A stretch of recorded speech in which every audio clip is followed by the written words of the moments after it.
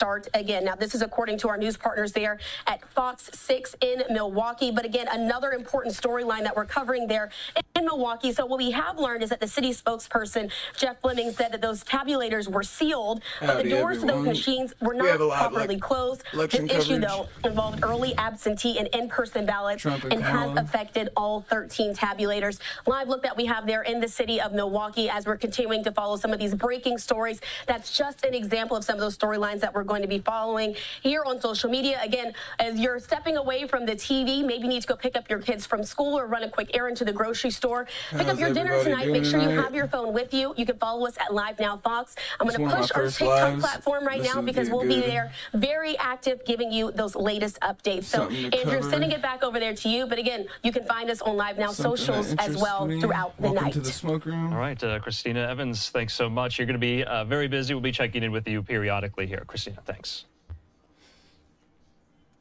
All right, in the meantime here, we are well underway now in our election night coverage, and we're into the top of the hour. And a few states, not a lot, I believe about 2, some parts of those states, polls have closed there. I'm talking about Indiana. I'm talking about Kentucky. So we will get some of those results in momentarily here, of course. At the top of the next hour, some of these major battleground states, polls will close there. North Carolina and Georgia, will have our eyes on that as well. Let's just give you a sense of what we're watching for right now. We have all of these live pictures, and that's what we do here, of course.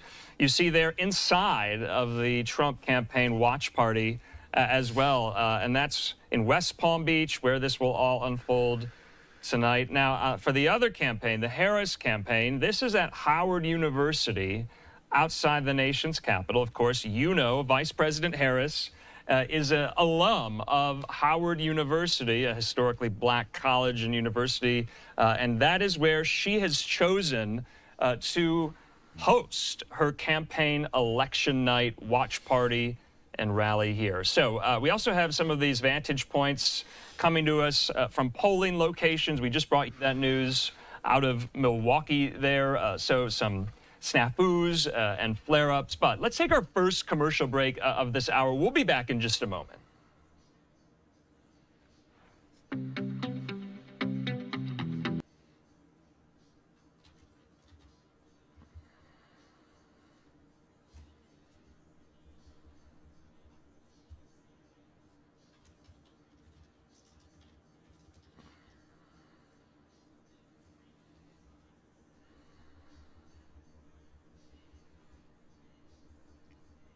I seen this earlier. This was pretty interesting. A lot of Check this out. I'm going to show you how I afforded this car.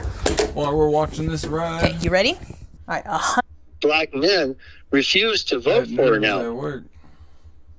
Hate YouTube ads? You need this Chrome extension. I feel like I just found a Google cheat code. This Chrome extension lets you block.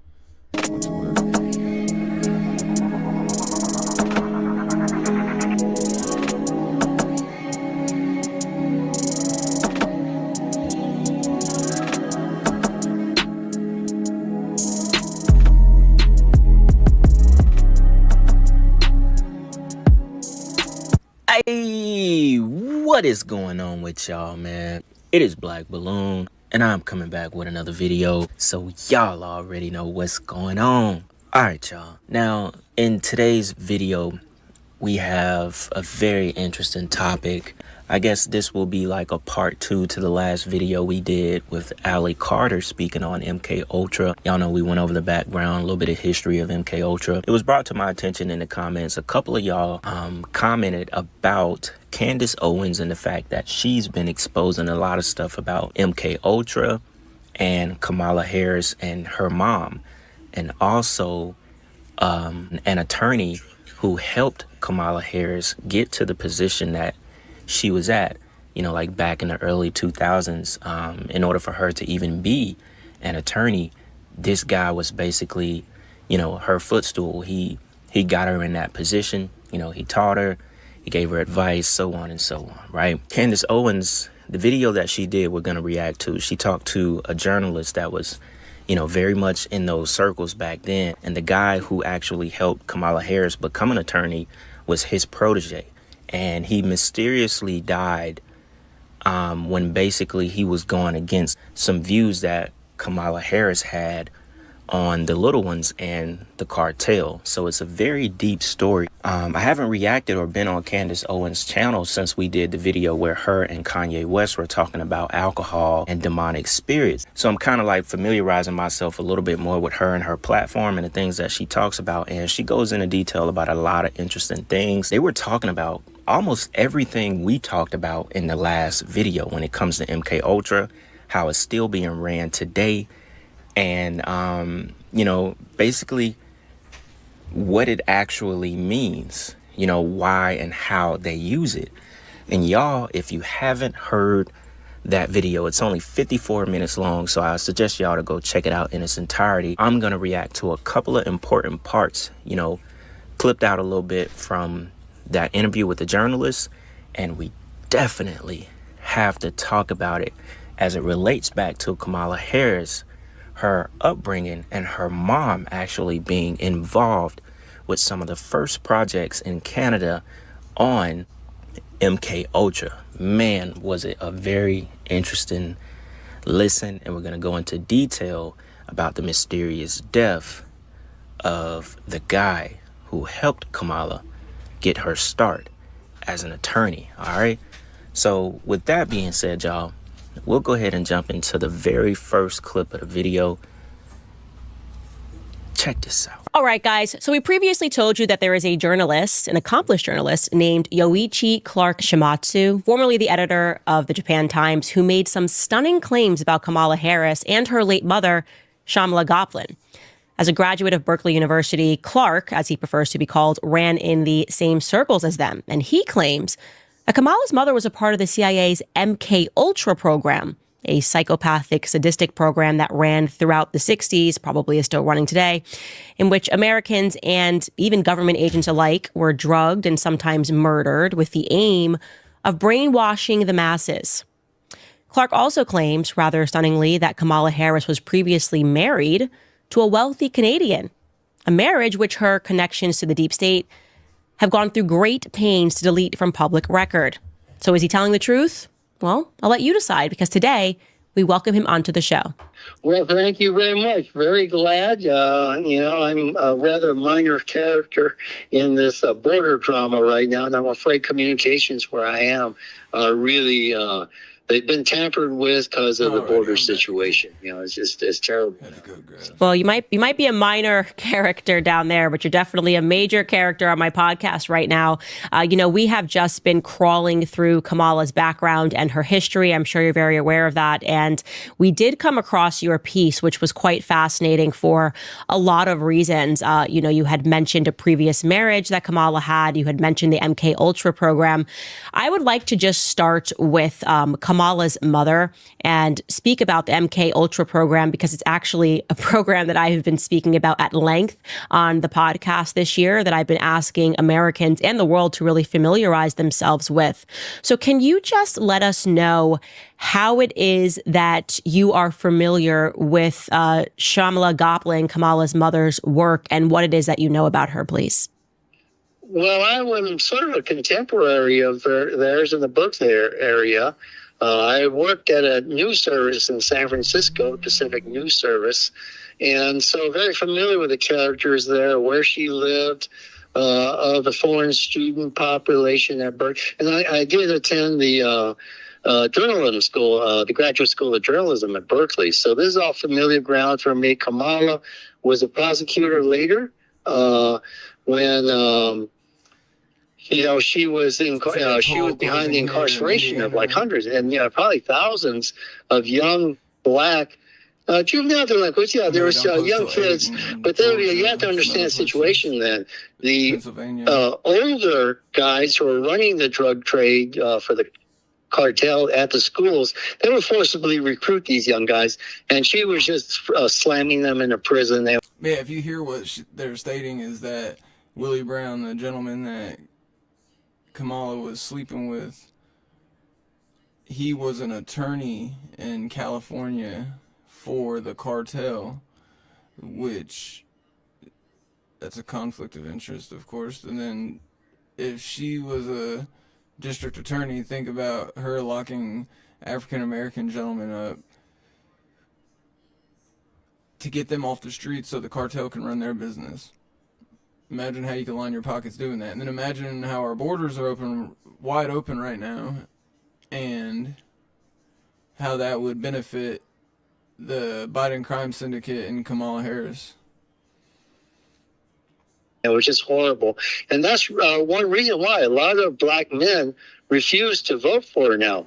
She, just that one-sided treatment while she let all the major cartel figures walk, or just warned them, get out of here, because the cops are trying to arrest you. So she was in the thick of it. She was the girlfriend of Willie Brown, who was a lawyer. He had a law office for the cartel. Later, he became mayor and a state senator. But she was just in the dirty business. And one of my best friends and proteges, Jeff Adachi, died mysteriously.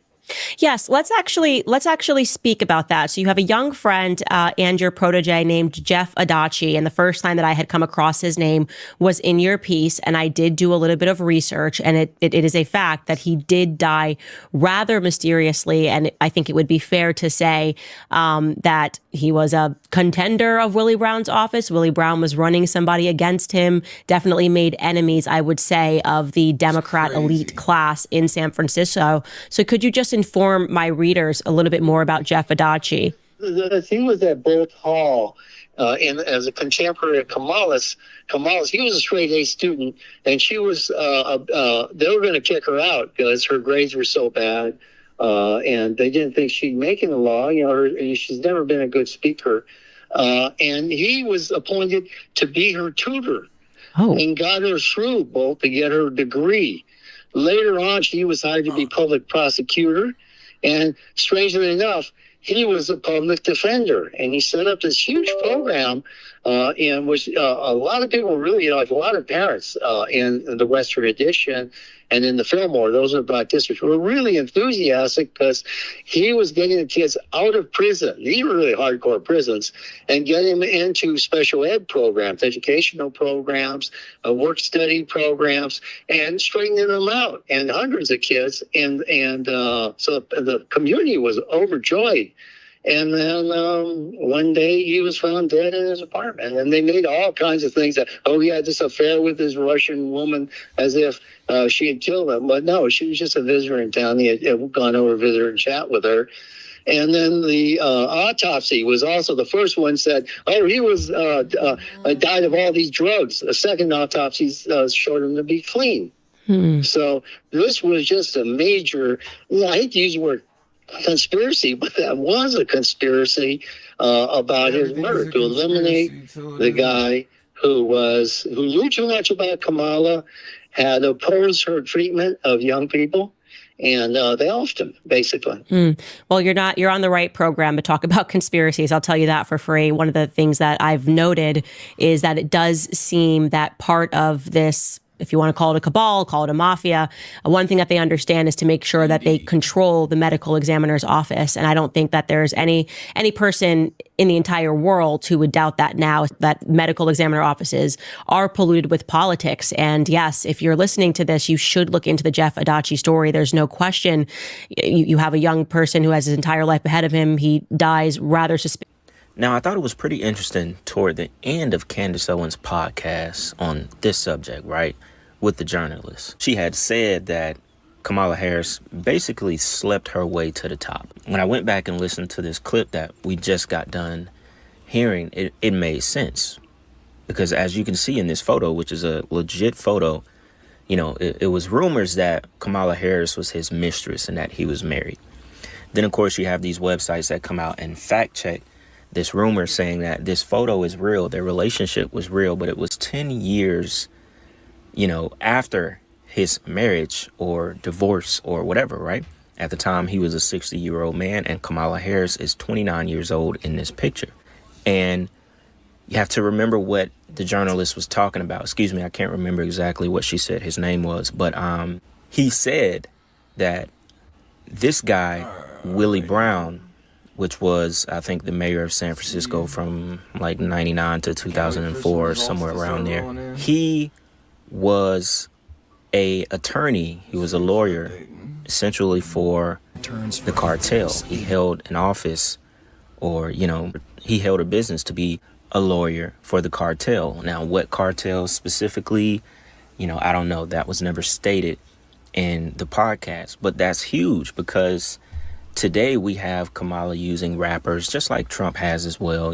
They're using black people, they're using black artists in order to basically, push her on black people so black people will vote for her and think that she is for them. But if you were listening carefully, I know it's hard to hear some of the words that he's saying clearly. He said Kamala Harris threw thousands of young black men in jail, just threw them in jail, over drug charges, so on and so on, while she were letting key players in the cartel walk, or going as far as warning them to get out of the city because the police are going to arrest you. So when we're talking about politics, obviously that holds a lot of weight, and she is working for the dark side, or working to, put herself in another position because she's connected with a guy who's probably a direct lawyer for some people who were in the cartel in San Francisco. However, those connections to the cartel came about. Now that we are talking about the guy on the screen, Willie Brown, who, mind you, once again was 60 years old at the time. I think their relationship ended around 1998, so it might have been right before he became the mayor. Now, I thought that was very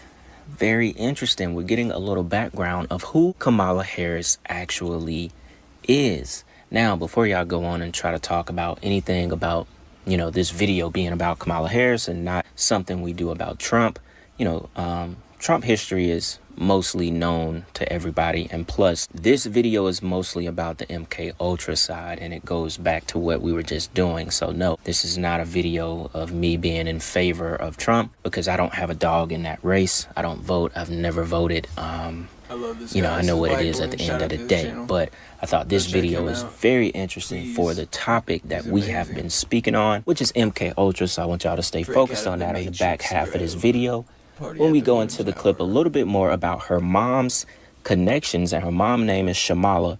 Her name is Kamala.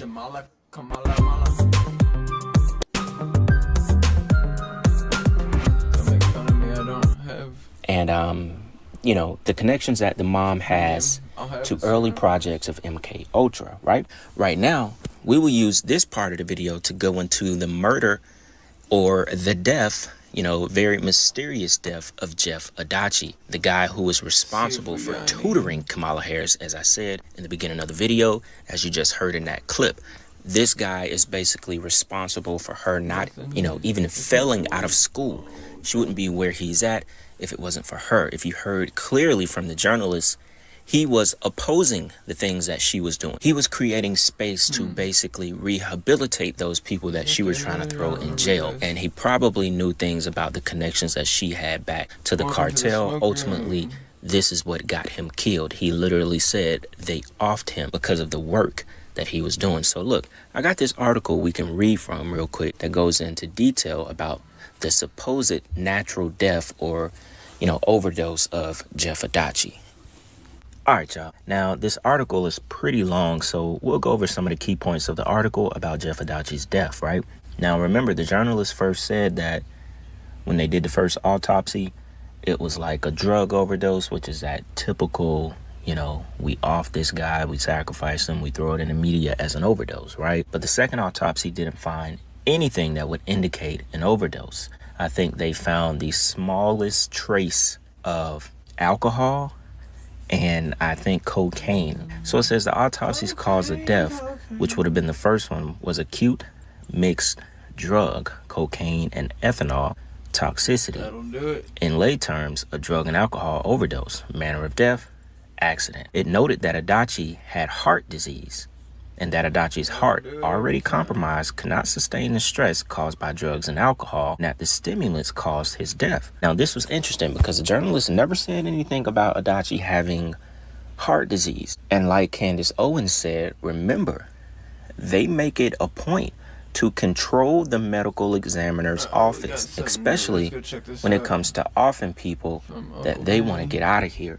So they can say he had everything wrong with him. He had heart disease.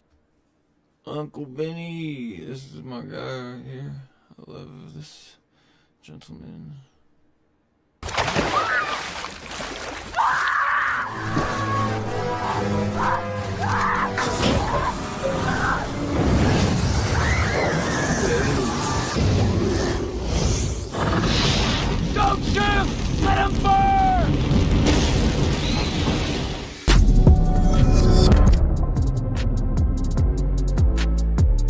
Mike, this has got to be a great day for you. I mean, you've just got, like, the returns for President Trump are as red as your hair.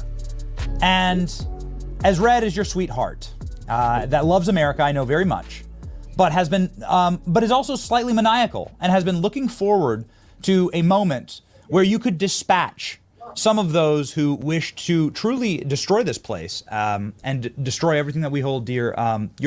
I guess, starting with your takeaways from how the election is going right now, and how scared should Kamala Harris be? I am down in Trump headquarters in West Palm Beach, Florida. President Trump's actually coming into the building right now, so we have a little bit of Secret Service madness, but we're in a very good place. President Trump's early voting numbers are historic.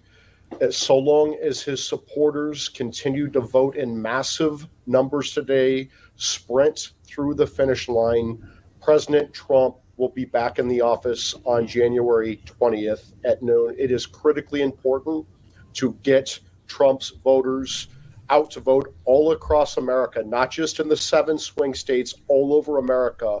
We want to give Trump a historic win today. We want to give him a massive nationwide win, a mandate from the American people, and give him a governing majority in the House and the Senate with these state races, governors, attorneys general, state legislatures. Let's swamp the vote today and give President Trump a big win. He has put everything on the line for this country. He doesn't need this. He has a better house. He has a better car, better airplane, better helicopter. He doesn't need this job. He's doing this because he knows our country is in desperate need of saving, and he's willing to put everything on the line to save this country. So get out there and vote. If you have not voted already, get out there and vote today. Call your friends, your neighbors, your family members, your colleagues. Get them out to vote. We need to deliver a massive win for President Trump today. Mike, I don't know if you can update us on some of the shenanigans we've been seeing in Pennsylvania. Apparently, some of the machines going down, some of the long lines there. The long lines are obviously a good thing, but you want those voters to vote, and you don't want any funny business. Michael Whatley has been posting updates and seems to be on top of it. Any updates? Yeah, I am volunteering for the Trump legal team here in the headquarters, and I'll tell you that President Trump learned his lesson from 2020. He has hired a phenomenal legal team led by RNC Chairman Michael Whatley, co-chair Laura Trump. You have David Warrington as the general counsel from the Trump campaign, Janine Bresso at the RNC, Steve Kenney at the RNC, Bill McKinley at the RNC.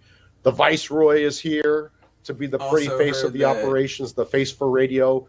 We are on top of it. We're not going to let this election get rigged and stolen. So Trump supporters need to understand that there are issues that are coming up. We're catching them very early.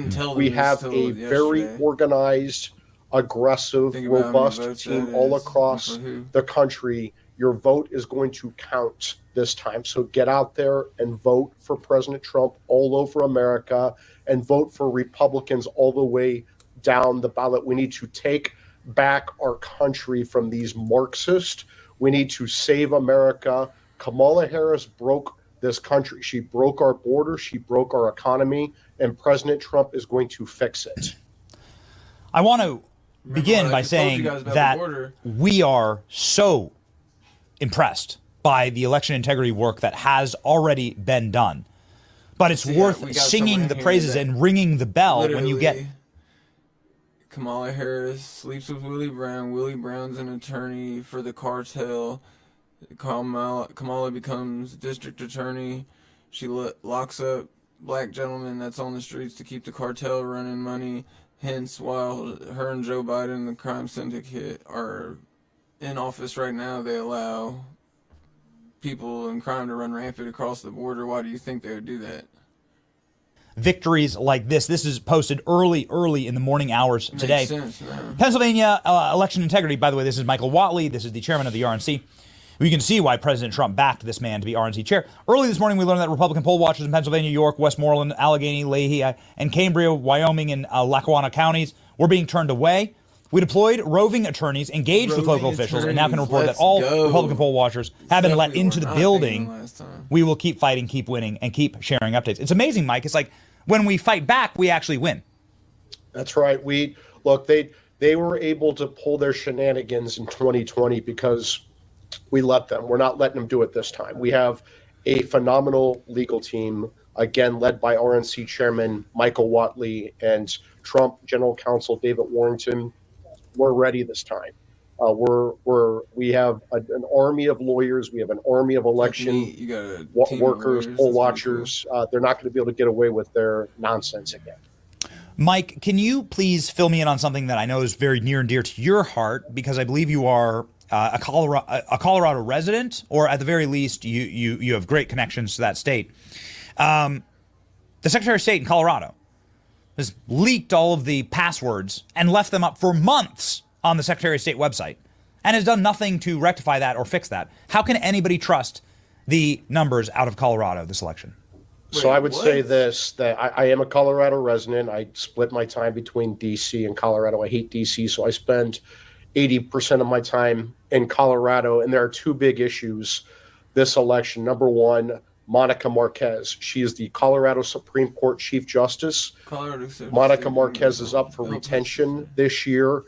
Trump voters, Republicans, even right-thinking Democrats need to vote hell no on the retention of Monica Marquez. She was one of the 4 left-wing radicals on the Colorado Supreme Court who illegally, unconstitutionally took President Trump off the Colorado Republican primary ballot.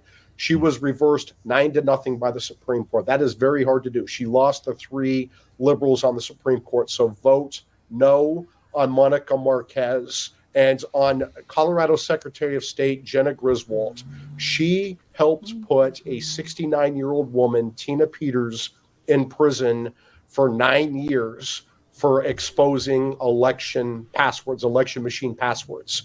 We just learned that Jenna Griswold exposed these passwords for months on the internet, and she covered this up and she lied about it. Jenna Griswold needs to face felony prosecution, just like Jenna Griswold instigated against Tina Peters. This is unacceptable. This is totally unacceptable what Jenna Griswold has done. If she had any dignity at all, she would resign so a new Secretary of State can come in and clean up this mess. But Jenna Griswold should go to prison. Who, Mike, would be in charge of bringing lawsuits like that and others? Because I think that the most important way to stop election fraud is deterrence. This is, you are way down on a supply chain if you're committing election fraud. And we know this happens. We talk about the felony cases of election fraud day and night on this program. New York Times just wrote a massive hit piece on us for noticing the amount of election fraud in this country. If you are committing election fraud, I think this is an important message to get out there. You are at the end of a supply chain. You're going to prison.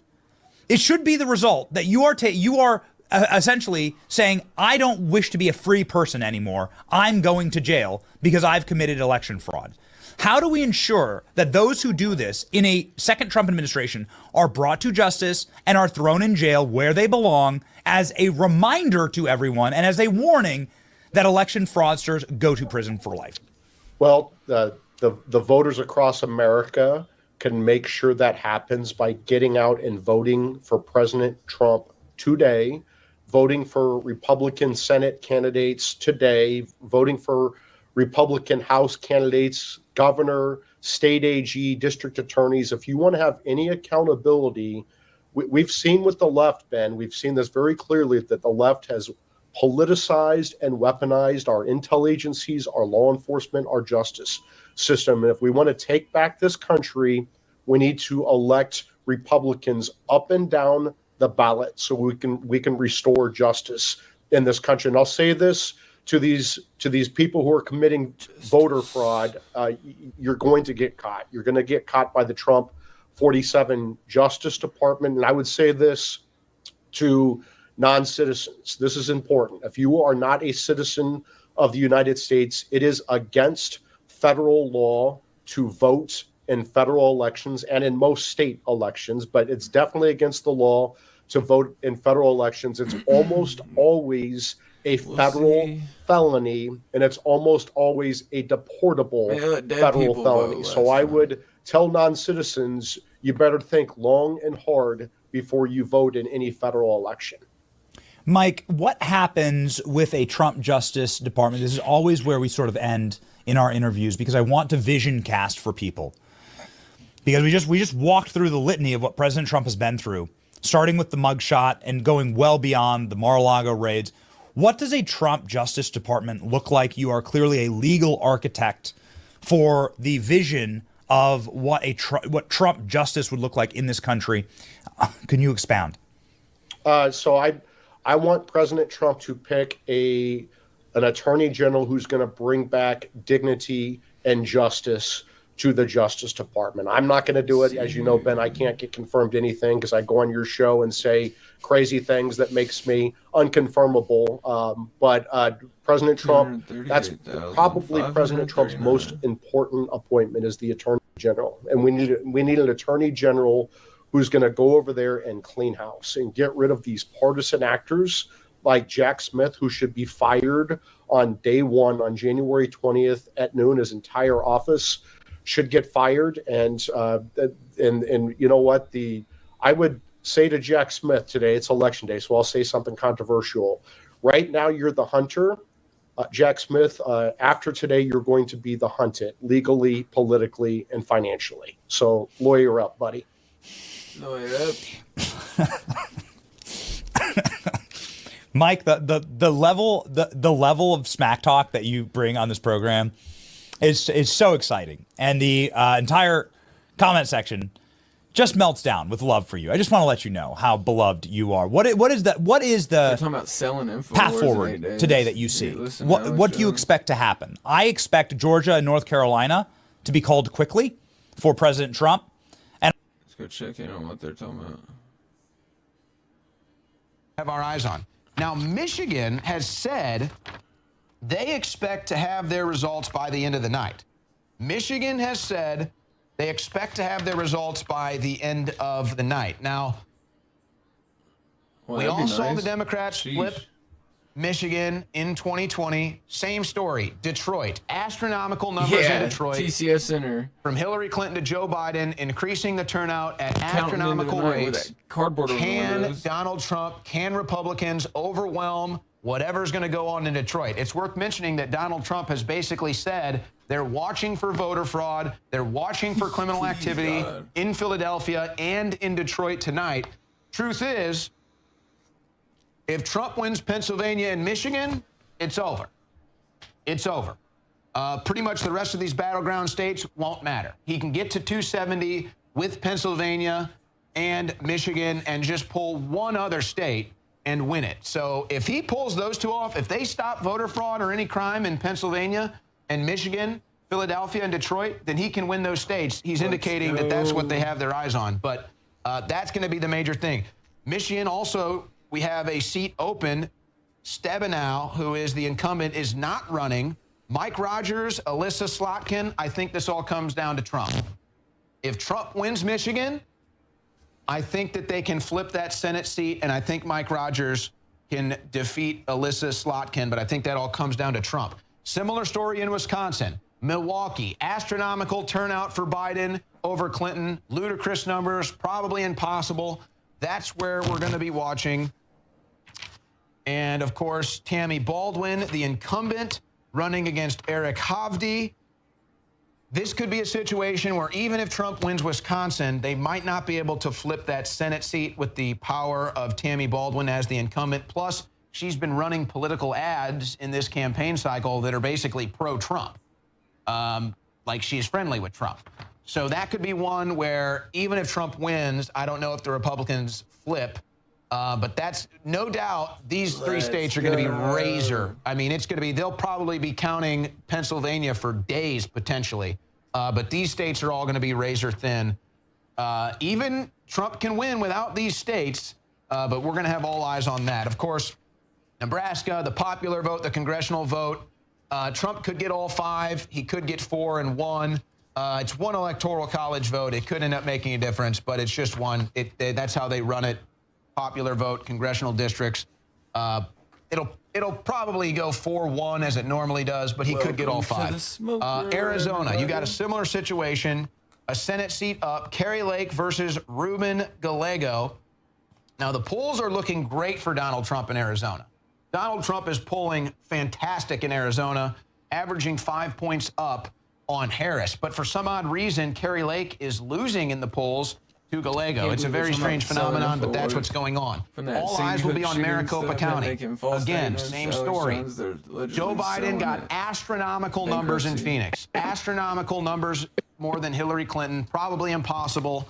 That's what people are going to be watching in Arizona. Can Trump pull the down ballot Republicans over the finish line in Arizona if he wins? I'd like to think so. I don't see how Trump wins Arizona and Kari Lake doesn't. But I could see a scenario where the Republicans don't win Arizona based off of what we might see tonight in Maricopa County. But all eyes will be on Maricopa County. That will determine the fate of Arizona. And if you get another astronomical turnout for Democrats, well, then you're just dealing with the same issues you dealt with in 2020. And that will lead to a Democratic victory. But if Trump wins Arizona, I believe Kari Lake wins as well, and the down ballot victories. Numbers are looking good for Trump in Nevada. You could have a situation, though, in Nevada, as you do have a Senate seat up, where Trump will win the state, but Jackie Rosen, who is the incumbent, will maintain her seat in the Senate. So that could be another situation where Trump wins the state, but the incumbent Democrat wins the Senate. I do think that Trump will win Nevada, but certainly that will be a close race that we will be watching all night. Now, before we get back to the desk, Montana has a Senate seat up. This is the highest odds that there will be a flip. John Tester is the incumbent, but I think Tim Sheehy can flip this Senate seat red. That's your highest level of the best odds that Republicans will flip a Senate seat.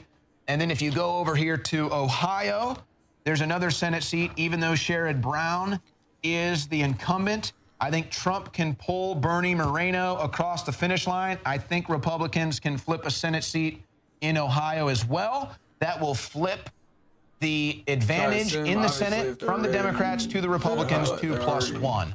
So that's what I have on my big board. We'll be getting results in here shortly, and we'll be monitoring this all night with live results when we are live covering it, and the results will be coming in here very shortly indeed. So that's where we have it right now, and we'll be giving you up-to-the-minute updates right here on InfoWars and, of course, on my X account as well at Owen Schroyer 1776. All right. We got about 10 minutes left of the show. Let's take a couple phone calls, but you can hang on to the line. We'll probably be taking calls all night if you want to stick with us. Let's go to Sam in Philadelphia. Sam, you're on the air. Go ahead. What do you got, Sam? Hello? Hi. Hello. Hey, what's going on, man?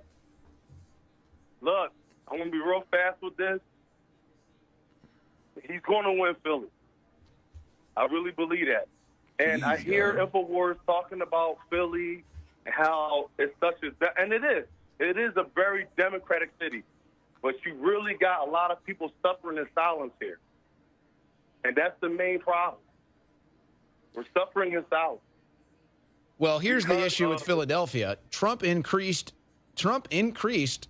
his votes from 2016 to 2020 in Philadelphia, and Biden had the impossible vote Viagra steroids. And I mean, so that's your problem in Philly. So yeah, it's a lot of voter fraud. Obviously a lot of voter fraud. But I voted today.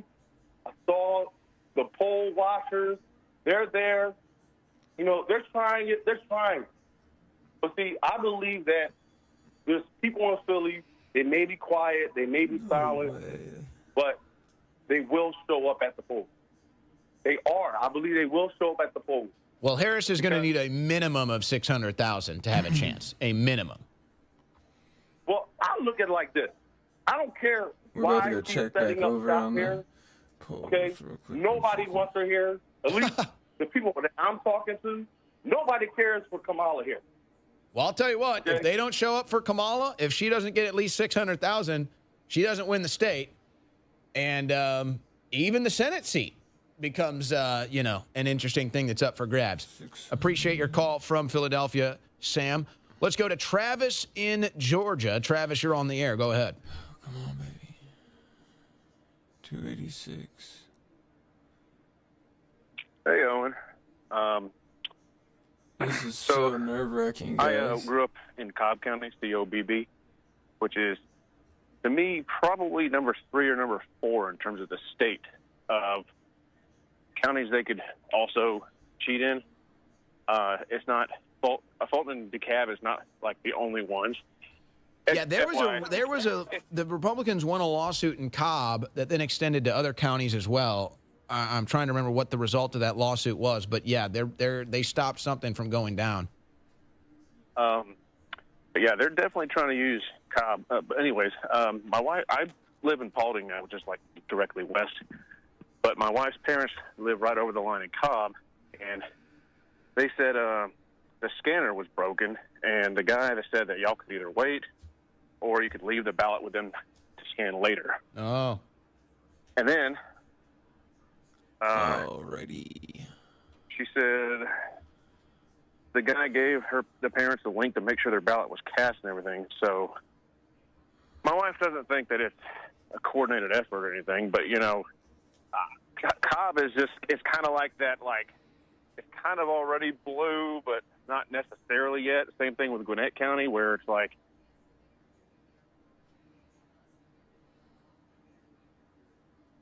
and Fulton, of course, is.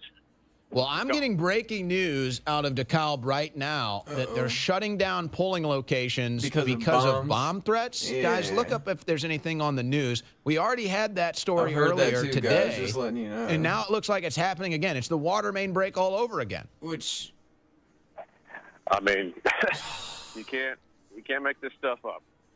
I don't know who that would help. If that It's would insane help. what goes on in Georgia. And I guess, I mean, what's up with Kemp and Raffensperger? Raffensperger is, I mean, if you know, you know. If you don't, Sounds like you manipulation, you know. You don't think anything of it. Bomb But if- threats. We've had if bomb you know, threats in I mean, Michigan, Raffensperger is Pennsylvania, like- Georgia. Nobody likes him around here. Yeah, I don't think he likes Trump. I think he's anti-Trump. What about the district that Savannah is in? Is anybody paying attention to that one? I mean, well, I'll be paying attention to that one. But the thing is, the numbers that we saw in 2020, they can't really take the state with Savannah, Georgia. They can take it with Fulton County and DeKalb. The numbers they get there, they can overwhelm the state. yeah.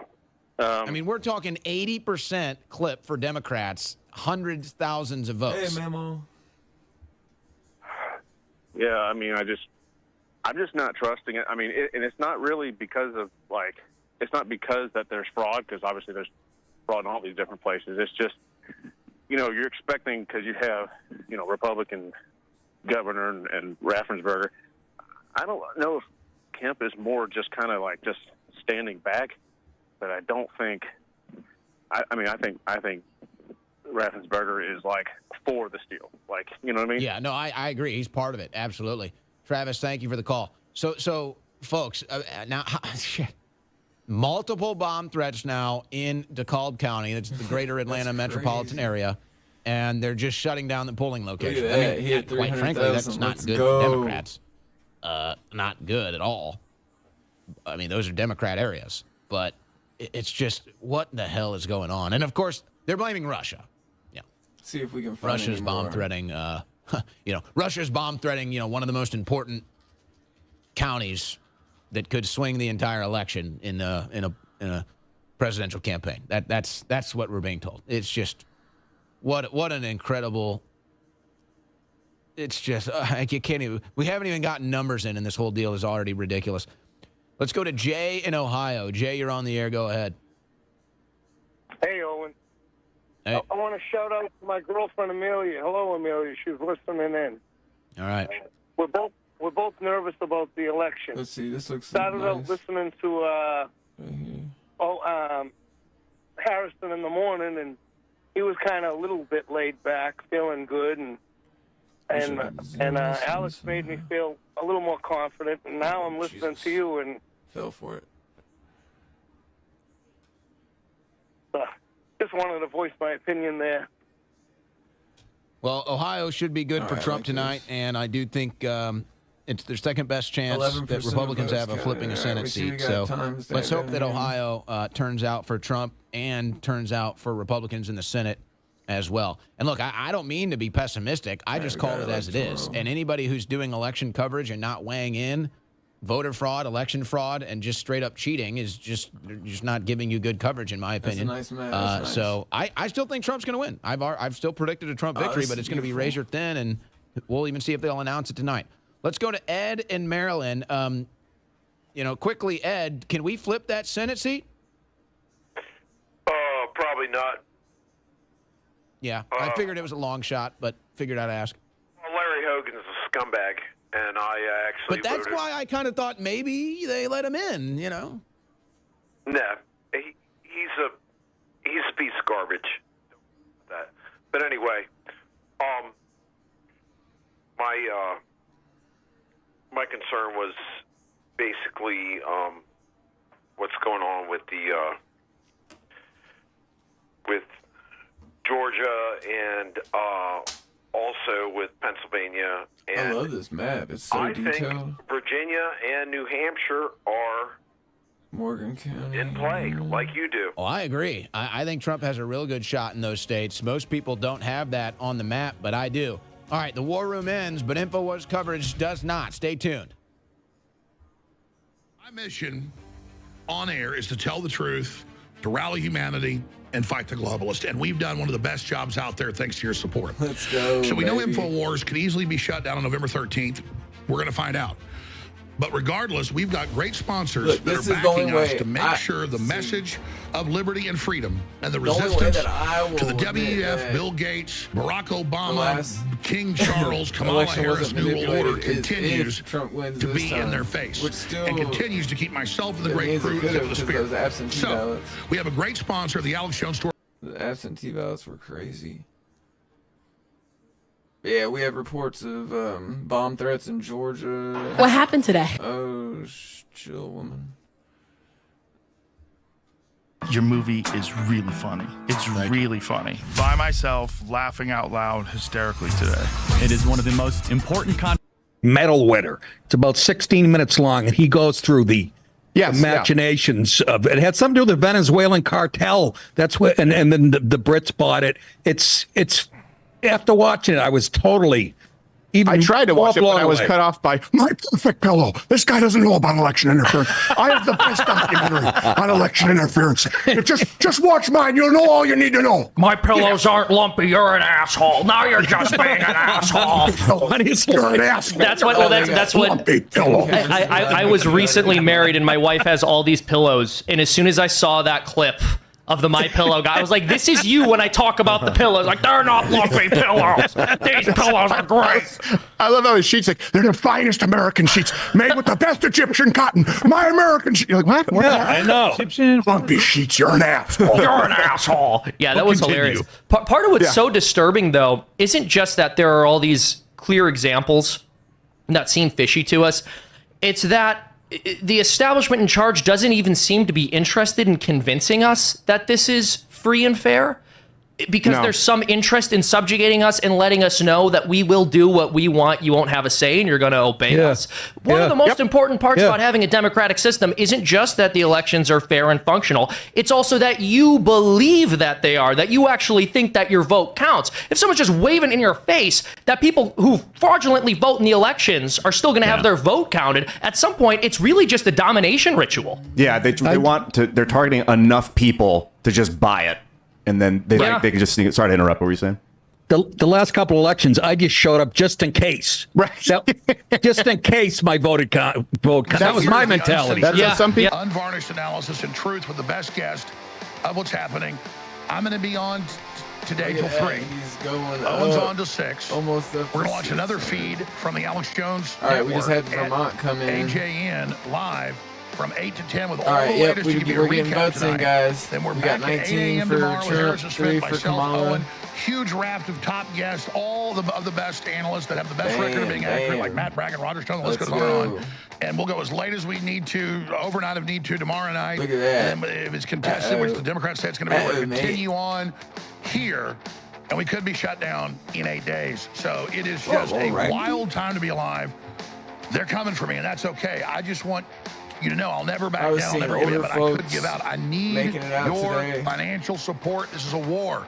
I don't have much money. I've got you, but we have a giant audience, and we're so critical in this fight. So get everybody you know and those you don't know to tune in to the live feeds today and right through the next week. That's what you can do with your energy, and I respectfully ask you to take action now. This is about self-preservation for all of us. This is a war. This isn't some entertainment or some side issue. This is it. We're over the target. We're the zeitgeist. You're the zeitgeist. And go to the AlexJonesStore.com and get some T-shirts, get some great... Yeah. You know, I mean, just in case. Data showing, well, right now it is still early, but people are suggesting that with the data coming in, Florida is shifting red. And redder. Yeah, they enact these voter security measures, and all of a sudden it's Republican. With Virginia enacting paper ballots, that may contribute, but I think it's fairly obvious. If you have a secure election where you need an ID to vote, it's paper ballots, they're counted, it's done on the day of, no early, late, whatever garbage, then Democrats struggle. Yeah, exactly. Yeah. Like Thailand. I don't think it necessarily takes Nostradamus to know that Florida's going red, but the point remains. Well, CNN just said redder than a baboon's ass. Oh, so race alert. I got a couple of calls one that second. we can make. So. Okay, we have a couple of calls. I don't know if you guys, we do actually have, I don't know if they would they get programmed? Yeah, Guam is in. Okay. Send it to them. Oh, no, that's okay. Hey, Tim, where's the best place for people to go and watch you guys tonight? Because we have to go call some states. We actually have Donald Trump calling some key states for us. Timcast IRL on YouTube. Timcast IRL on YouTube. And sorry, what was that? I was just going to say, you gorgeous humans. Oh, look at you. I don't know if that was aimed at us or that is aimed right at you and your friends. Oh. Hello, Gerald. Well, wonderful. Thank you very much. I appreciate it. I don't you know all look very good, but you're in a small box. The one guy looks like he's wearing suede, which is a risky choice on election. It looks like a school board meeting in It's a California. school board meeting, and someone's going to be kicked out. Yeah. All right, Tim Pool, we appreciate it, brother. Everyone, we'll probably check back in with you later because God knows how long this will go. Hey, Thank you for making where do people go to find you, Stephen? Just Rumble or YouTube, and as soon as the DDoS is over, they can, you guys can use the election integrity map too. There's no reason to give your money to CNN or those bastards. Sounds good. Cheers. Thanks for coming, man. All right. Or an elementary gymnasium. Love you guys. Tim Pool, ladies and gentlemen, and friends.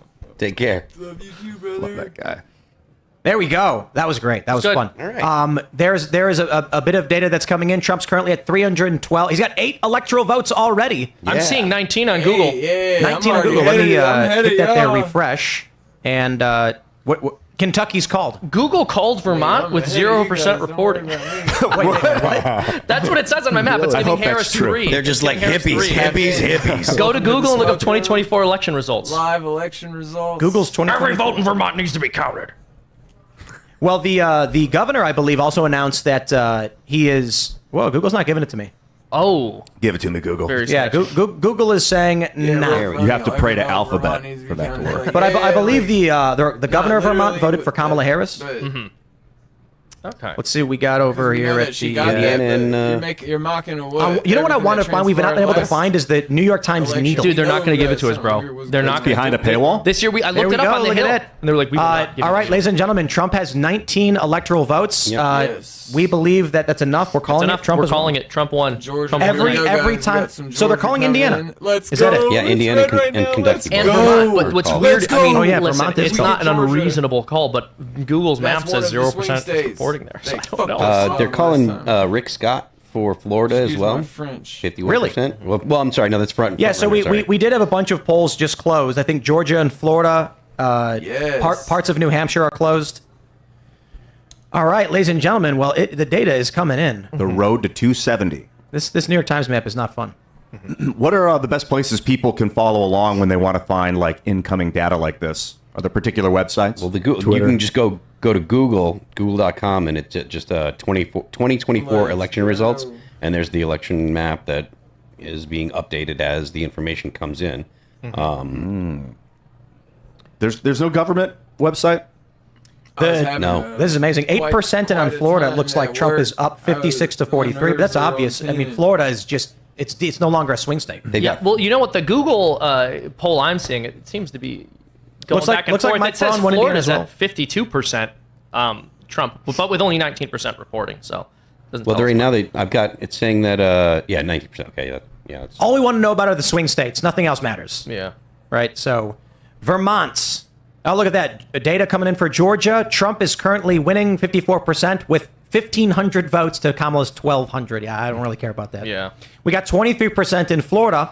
It's 52 to 48 with Trump's lead. I think this one's obviously going to be very Republican, but who knows, man?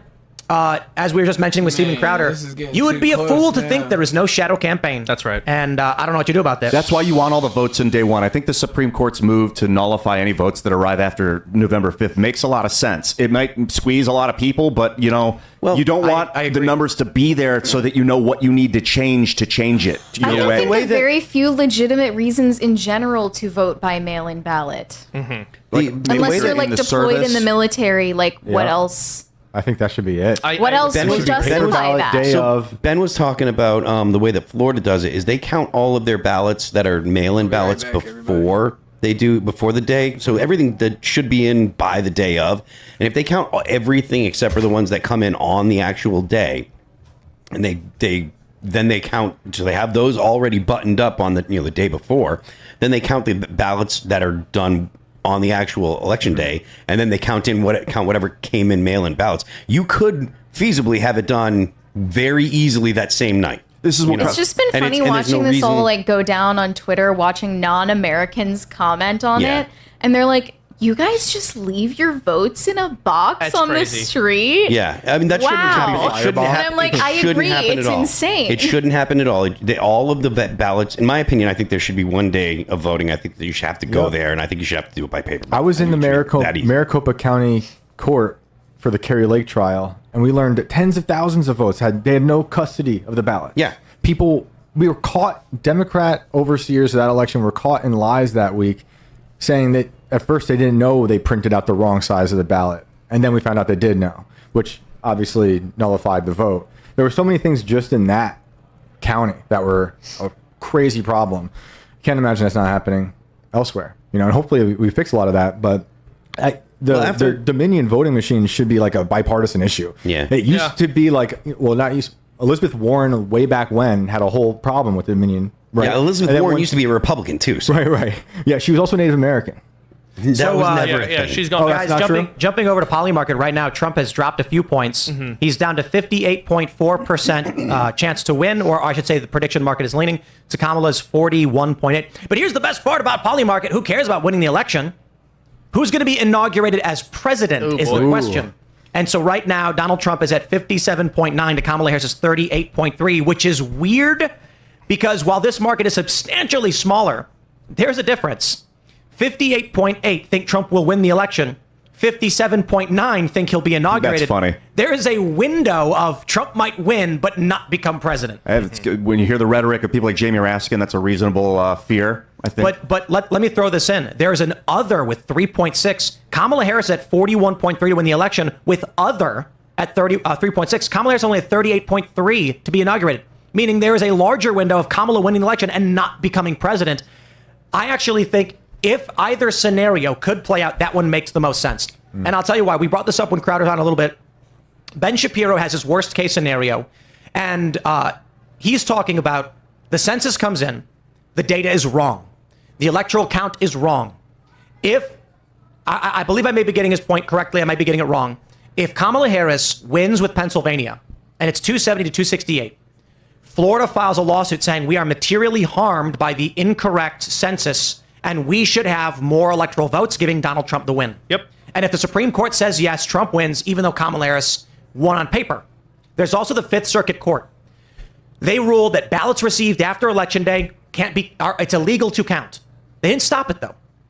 If Kamala Harris loses tonight, but at 3 a.m, mail-in votes come in, and I mean literally come in, they say, we're waiting on the mail-in votes. They've already said we're not going to get data till later. Ian pointed out, Maryland said, if your ballot arrives on the 15th, it would be accepted. If the Supreme Court says no, Kamala Harris loses.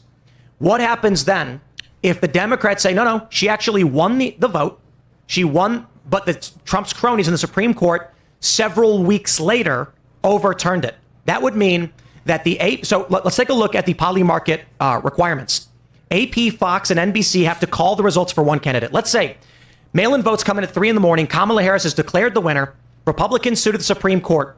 AP, Fox, NBC call the election. Kamala Harris wins. 3 weeks later, 4 weeks later, whatever, Supreme Court says no, she received ballots after the election day. They are void. Trump then gets inaugurated president. That's a potential scenario. I don't think it's likely, but I got to tell you, I got no effing idea. Nobody thought the country was going to lock down for 2 years either. So everything is in play. Have fun, guys. Yeah, it's absurd times. Yeah. We can't predict absurdity. No.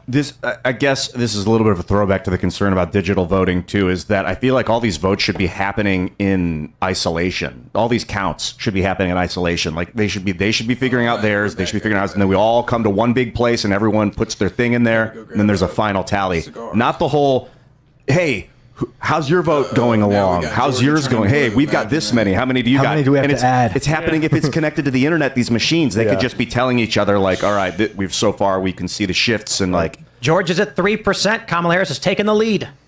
She's at 55 to Trump's 45, but it's completely meaningless because 3%. Yeah. It's meaningless. Right now, we're looking at Atlanta districts reporting. It means nothing. We've not seen any red districts give any substantial reporting. So if Atlanta suburbs send data in, it's going to look like Kamala's winning, and we'll just have to wait and see. But Georgia is substantive. Are there states where people vote up until midnight? Right up until the I don't clock believe so. strikes? No, I believe New York will be the latest, closing at 9 Eastern. But now with PA extending voting in Cambria County to 10 p.m., oh boy, we're going to be here all night. Why did they extend? Because there was a glitch in the system. Ooh. Yeah, they say it was quickly fixed.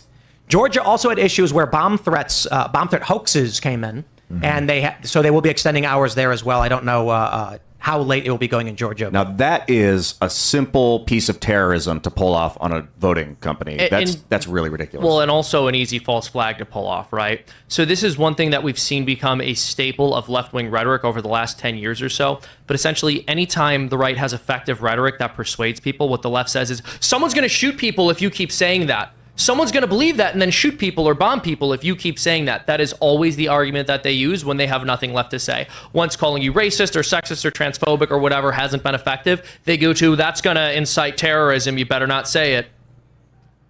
They'll make you afraid that what your actions are going to harm someone else. Well, and this is what happened when people were complaining about the fact that 20,000 migrants were dumped in Ohio without the consent of the people who were citizens there. Well, there's bomb threats, there's bomb threats. Those all turned out to be hoaxes, but it doesn't matter. They just keep repeating the lie. Every single time you step out of line with their orthodoxy, someone's going to get shot because of you. Someone's going to get bombed because of you.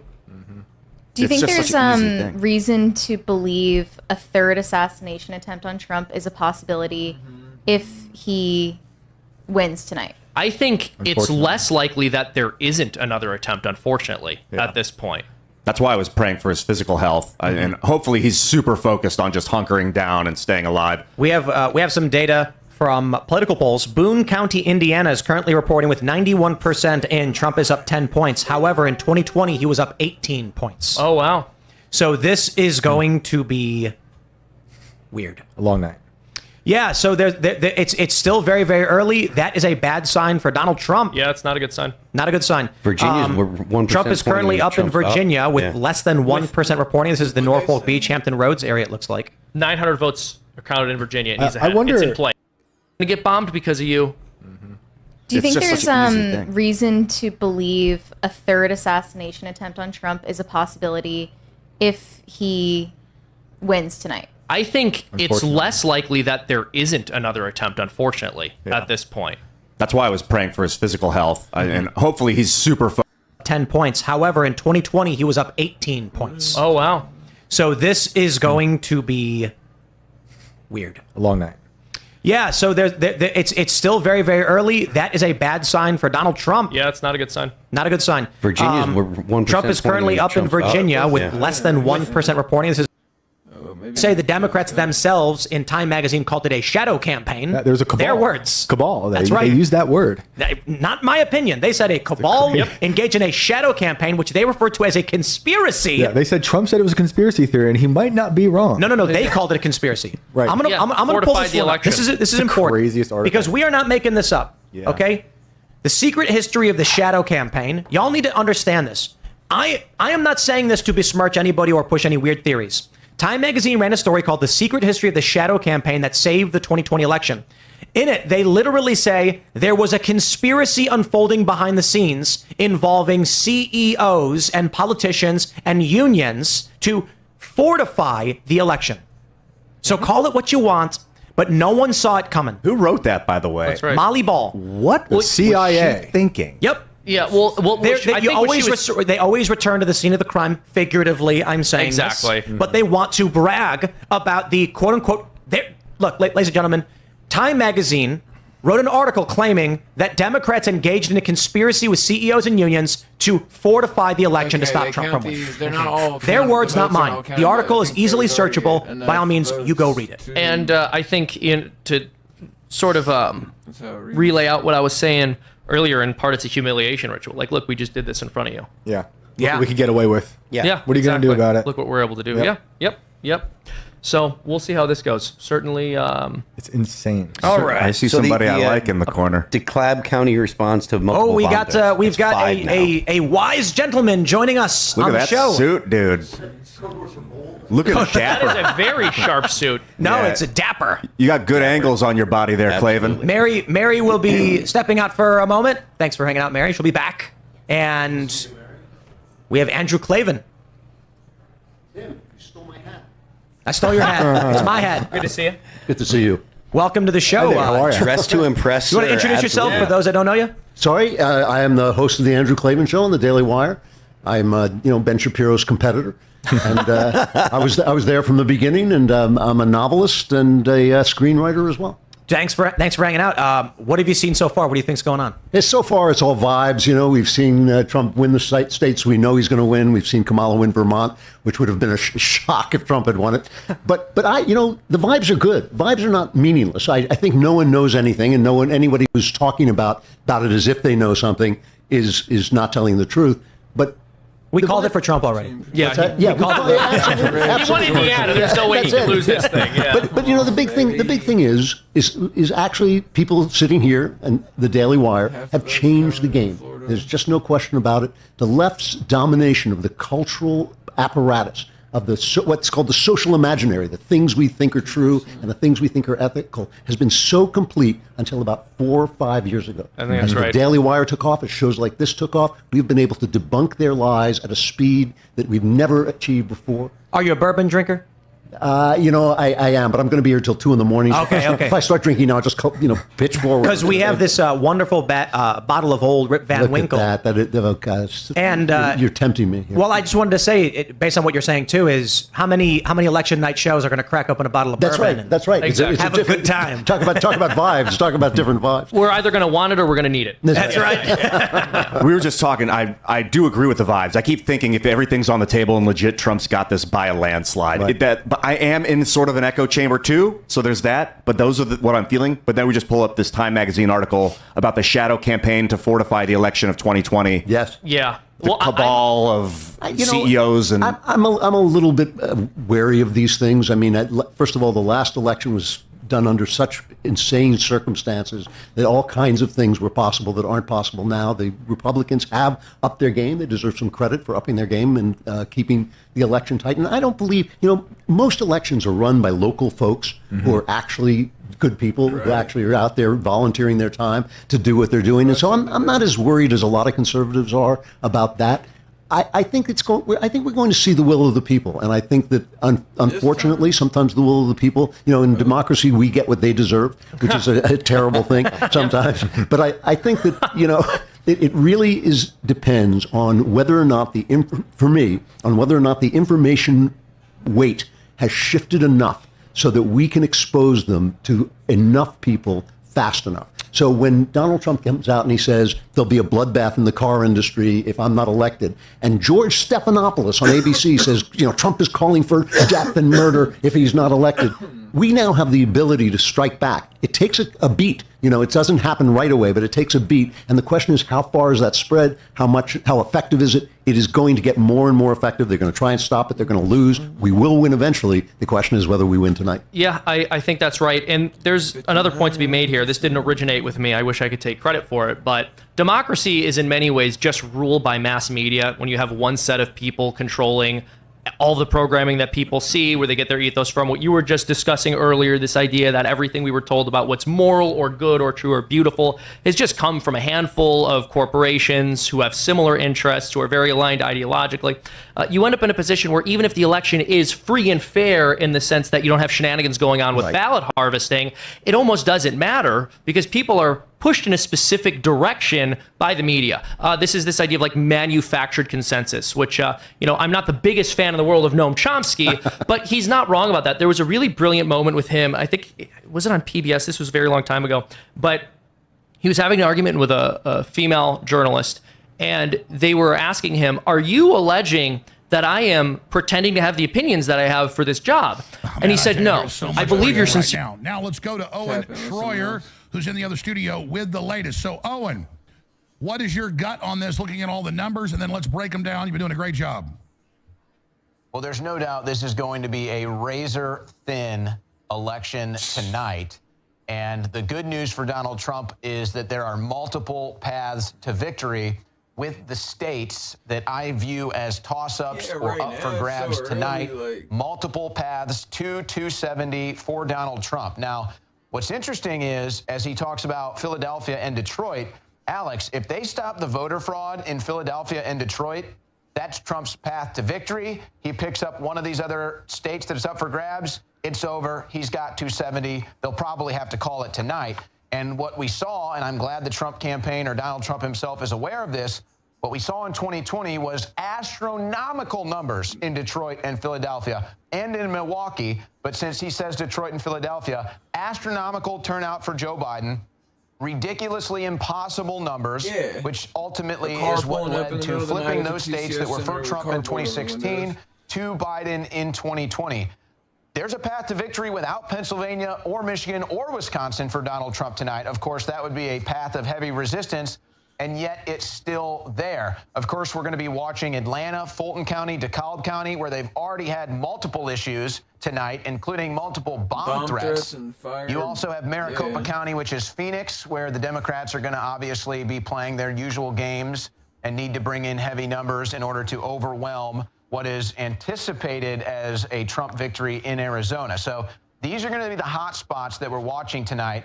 But what's also important is the Senate race, Alex. The Senate is set to flip for the Republicans tonight.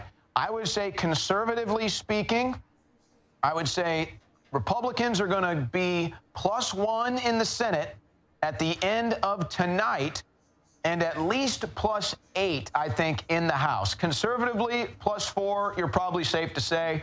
+8, I think your odds are looking good.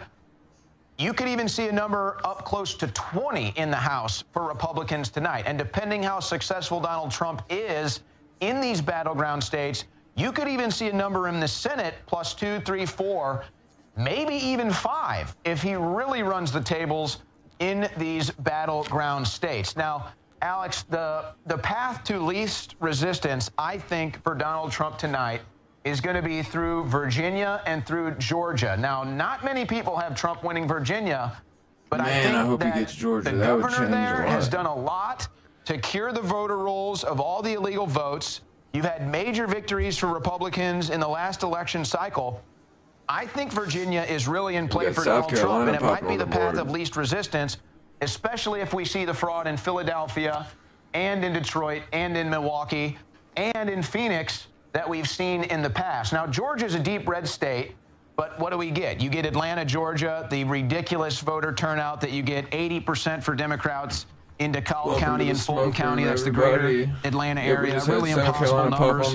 If you stop that, you can win Georgia too. Or if you get the major rural turnout in Georgia, you might be able to pull off the too big to rig I think that's Trump's path to least resistance. Now, New Hampshire is only 4 electoral votes, but it is up for grabs, and 4 votes could make the difference tonight. New Jersey, that's a long shot, but I do think it's in play with its 14 electoral college votes. Maybe a long shot, but is in play. We're going to be monitoring that. I think Trump will outperform, but we're not going to call that for Democrats. I'm not going to assume they get that quite yet. If Trump wins Pennsylvania, that's obviously the easiest route to a victory, but if Democrats get another 600, 650, or 700,000 votes in Philadelphia, then they just can't overwhelm it. Biden got 600,000 votes in Philadelphia. Of course, that was almost 100,000 more than Hillary Clinton.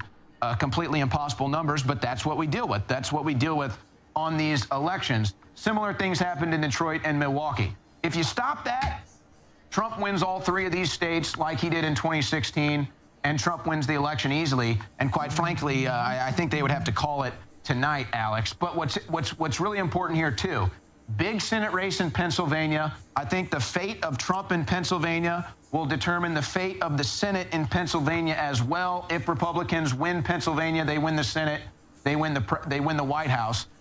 You also have the similar situation in Virginia. Now, Tim Kaine is dominating in the polls. Hung Cao, though, is hung around. He's a bit of a sleeper pick. He's a long shot. But if Trump outperforms in Virginia, he might be able to pull Hung Cao across the finish line with him. It's a bit of a long shot, but it is a possibility. So 2 Senate seats up there as well. Similar things happening in Michigan, in Wisconsin as well. And with these 2 states, you could have a situation where Trump could win, but the Republicans might not win the Senate with the incumbents going on there, but 2 Senate seats up as well as the White House in those states as well. Now, Arizona is a very interesting situation. Kari Lake has not done well in the polls. I'm not really sure not really sure why, but she just hasn't. Gallego has dominated in the polls. But I figure if Trump wins Arizona, I don't see how Kari Lake doesn't win it as well. So if Trump performs well, I think Kari Lake gets pulled across the finish line, and we flip that Senate seat as well. I think in Nevada, you're going to see a situation. I do think this is also Trump's path of least resistance to victory as well, winning Nevada. But I think in Nevada, you see a situation where Trump wins the 6 electoral college votes, but Sam Brown, it's going to be tough for him to beat the incumbent Rosen in that Senate race. But if Trump performs massively well and wins Nevada by, say, 30,000 votes, that might be enough to carry Sam Brown across the line and get that Senate seat as well. So best case scenario tonight for Republicans, maybe you can pull off +6 in the Senate. That would be the best case miracle situation. I think a +1 for Republicans is a guarantee. +2, you might be able to pull that off, which would be nice. In the House, conservatively, I think 4. Odds look good for +8. Best case scenario, you're looking 15 and above. Oh, and just as a broadcaster and a pundit, you started mentioning some of the fraud. In conservative areas, all of Arizona, they're going out. Power's going out. Jeez. Machines failing in Georgia, in Pennsylvania, in Michigan, conservative areas. Last week, more people voting that were in this phantom 500,000 person group in one day that they allowed on the rolls fraudulently than there were real voters.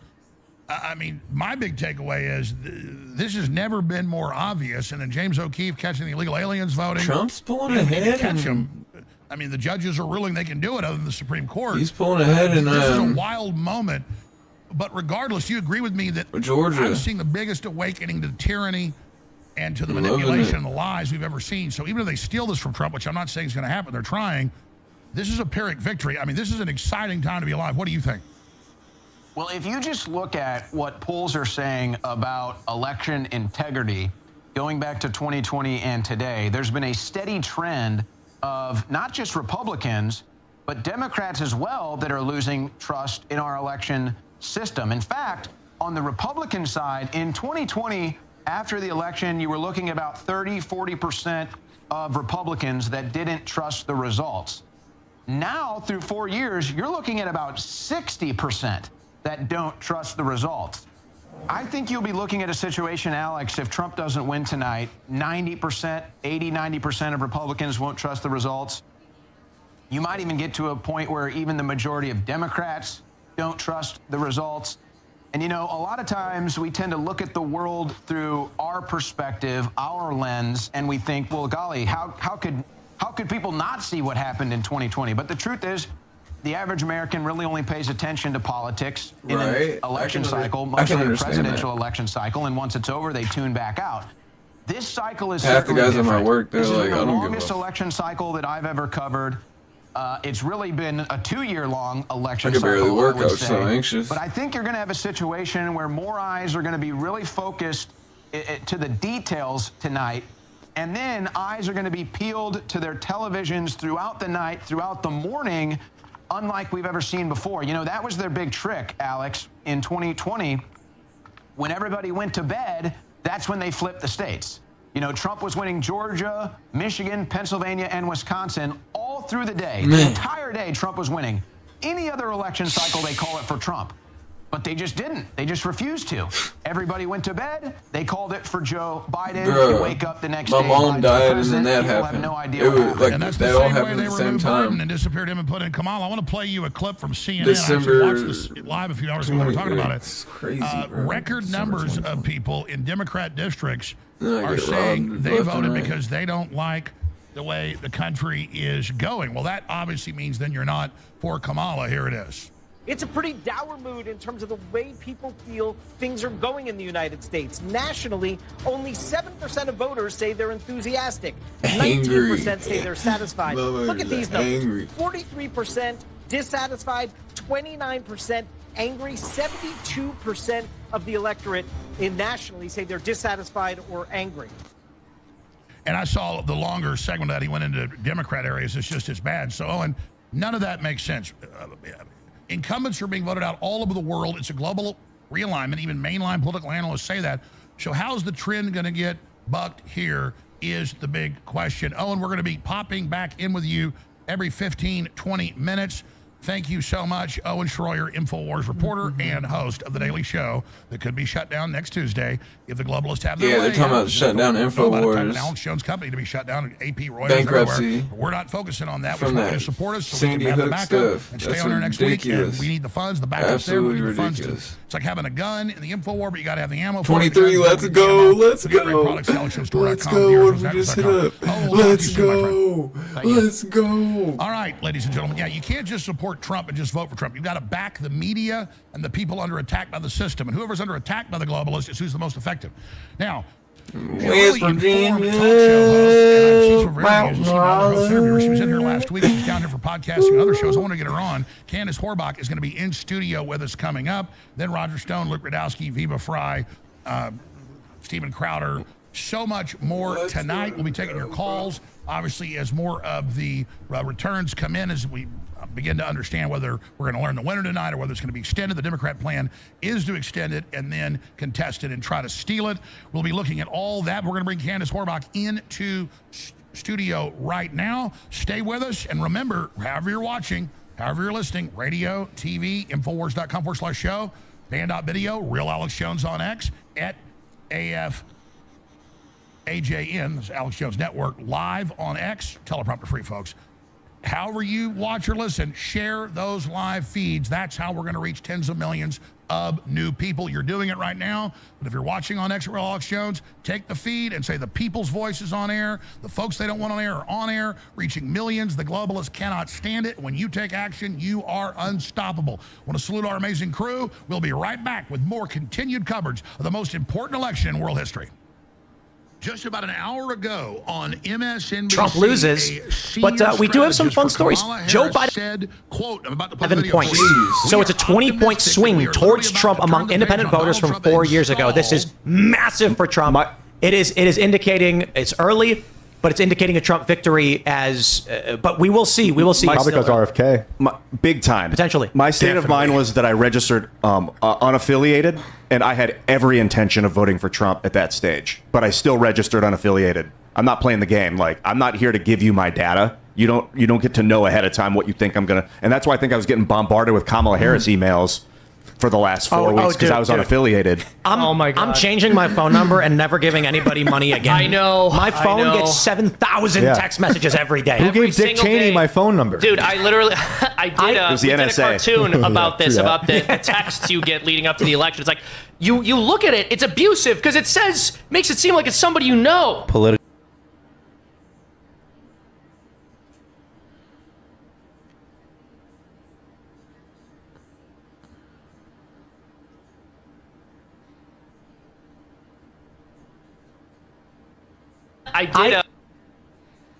I'll cry. I will be laughing. I will. There's your demoralization campaign. See, in 2016, when it was for Hillary and it started shifting towards Trump, and I saw everybody crying, I just laughed. 35. Because if you can't laugh at yourself, what are you going to do? I want it to keep going towards Trump higher and higher and higher, so we can have a clean win. We can go home. I can go to sleep and have to think twice. But if it goes Harris, I'll be laughing and I'll be pouring some pep. If it goes to Harris, I'm looking for a lawyer. I want a nice clean election tonight. No ballots over by 9. What is North Carolina looking like? No data yet. No data yet? Okay. No data yet. Georgia is leaning. No. We got data. We got 80% in. North Carolina data. We've only got a little bit in. It's from Urban. Whoa. That's my hometown. That's not good. No way. Look at this. Brunswick and Hanover. Oh, man. A lot leaning towards Harris, but it is still early. It's early. Yeah. What It's is still the very early, percentage? but with 2% of the votes in, Harris is up 69 to 30. But you know what, though? Hey, guys, it may be 2%, but this is 74,000 votes for Harris to 32 for Trump. Still very, very early in North Carolina, but that's massive. I mean, look across the board. It's looking very, very narrow in even some of these rural areas. So we will see. We will see. Yeah. Typically a swing state. But hold on, this data may be early vote data. It may not be the. I'm not entirely sure. But we'll see. We'll see. Right now in Virginia, it's 60 to Trump. Kamala Harris is winning 60 to Trump's 39%. More data starting to come in. We got Ohio 1%. Yeah, Trump's they're looking at something 61 different than us, to guys. Harris's 38. 1% in. But we're looking at 46,000 to Harris's 28,000. 4% in New Hampshire. Harris is up 56 to Trump's 43. Still, they were looking in here. Yeah, North we Carolina. gotta wait. We gotta wait. Yeah, What's it's up with early. DC? Does DC all go to Maryland? DC doesn't. DC's No, DC's got 3, I believe. Yeah, it's got 3 delegates. Yeah, and where are they listing old DC? Where's that at? No, I'm. DC's up in the top. Where's it? No, I'm looking at Decision Desk. DC's got 3 votes, right? Yeah, Am I wrong? I imagine it tends Democrats every time. Of course, every single time. Yeah, I'm looking at Shocking. I'm looking at New York Times. I'm like, where's They DC? haven't really counted. Yeah, Decision Desk's got it. Oh, okay, yeah. Yeah, but the New York Times doesn't. Am I just blind? I can't see. Is it a Carolina. tiny little dot somewhere?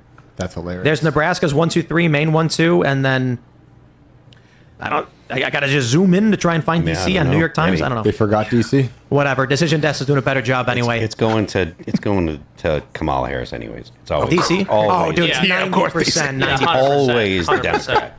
So Because political Democrats are the big polls called Florida, but I don't believe Decision Desk or AP have called it yet. Do you remember when there was a time when networks felt it was a feather in their cap to call the election early instead of dragging it out as long as possible? I hope we get back to that. There we go. Big news. Jim Justice has won. They've called. It's been called for Jim Justice in West Virginia.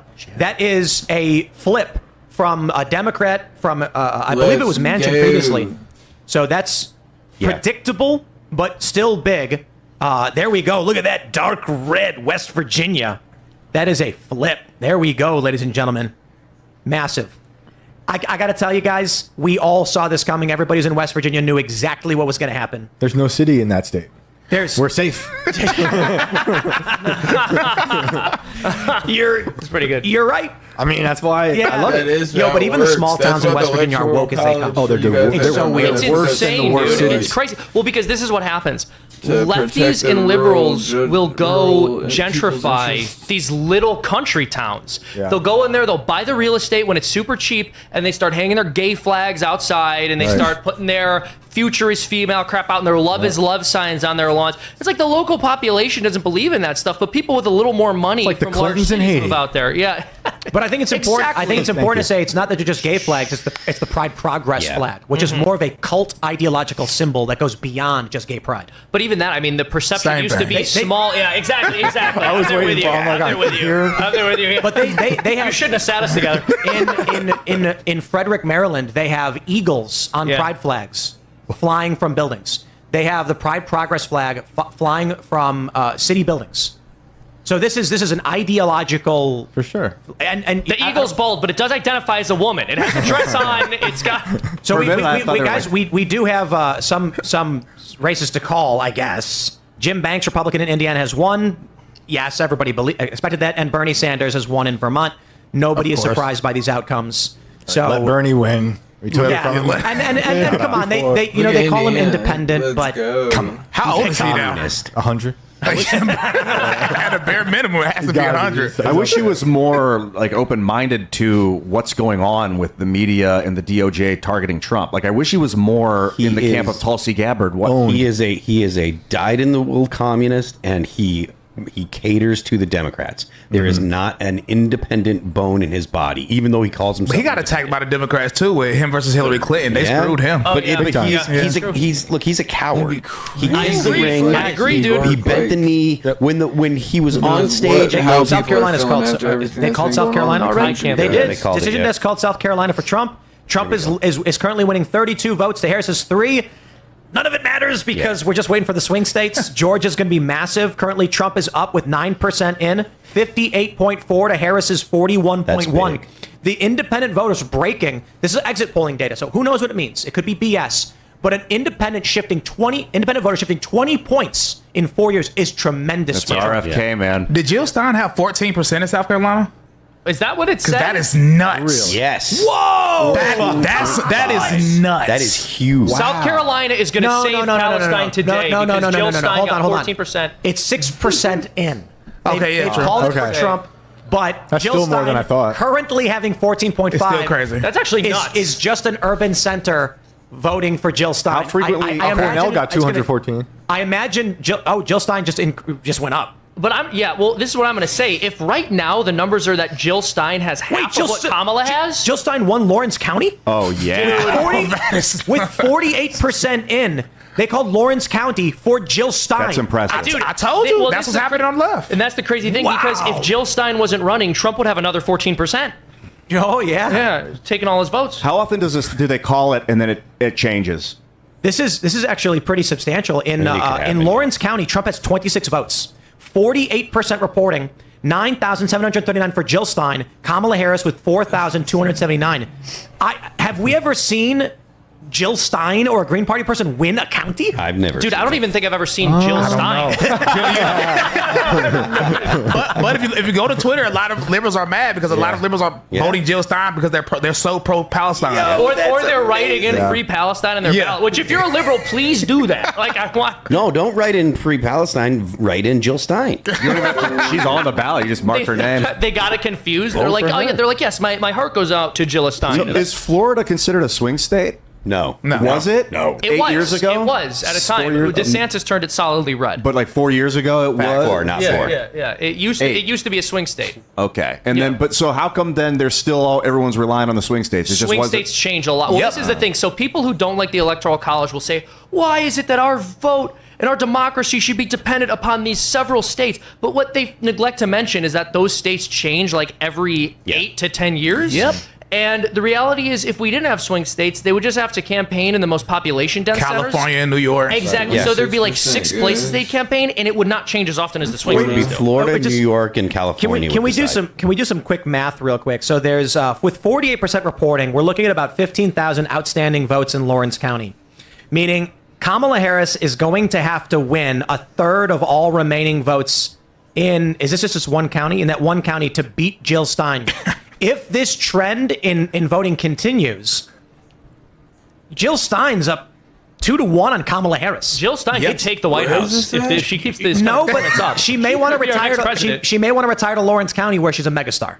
Yeah, honestly, that's a fair point, dude. Or she's going to be hated by all the other lefties there. Like, Kamala didn't win here because of you. I bet you that's happening on Twitter as we speak. Absolutely. Hold on. Guys, I want to actually pause for a second, and I want to say, with the utmost respect and admiration, thank you, Jill Stein, and I mean this sincerely. This is not a joke. Jill Stein said she wants Kamala Harris to lose. And this was a big story when she said, "Vote for me." She didn't want Harris to win. People voting for her in protest may hate Donald Trump, but it does help us. And Jill Stein knew exactly what she was doing. Whether she likes Trump or not, willing to stand up to the uniparty establishment, be it Kamala Harris, whatever the outcome is. I do respect that, and I am grateful for the support. I've always thought she was a woman of principle, and I voted for her in 2016 when I just didn't know what else to do. I'm like, I've always can appreciate that she speaks her truth, whether I agree with it or not. What did you like about her? Just that she's honest. Like, she seems legitimately honest. One of these guys, I want to say this again. Give Jill Stein your respect. From Newsweek, for end of September, Jill Stein, how and why I will stop Kamala Harris winning the White House. She may not agree with you. You may not agree with her. But hey, at least for now, we are aligned in saying Kamala Harris should not win the White House. I think, and I want to stress, Please, God. Whatever you may think of Jill Stein, what she is saying is that Donald Trump is the better alternative to Kamala Harris. Mm-hmm. Yeah. So I'll take it.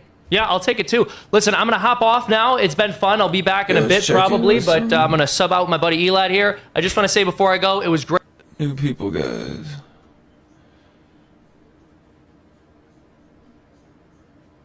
I'm going to vote for this. Let's go ahead and play the clip of Rachel Maddow. The government will have to go after SpaceX because of Musk. We've already had the state of California ban his rockets being launched in California.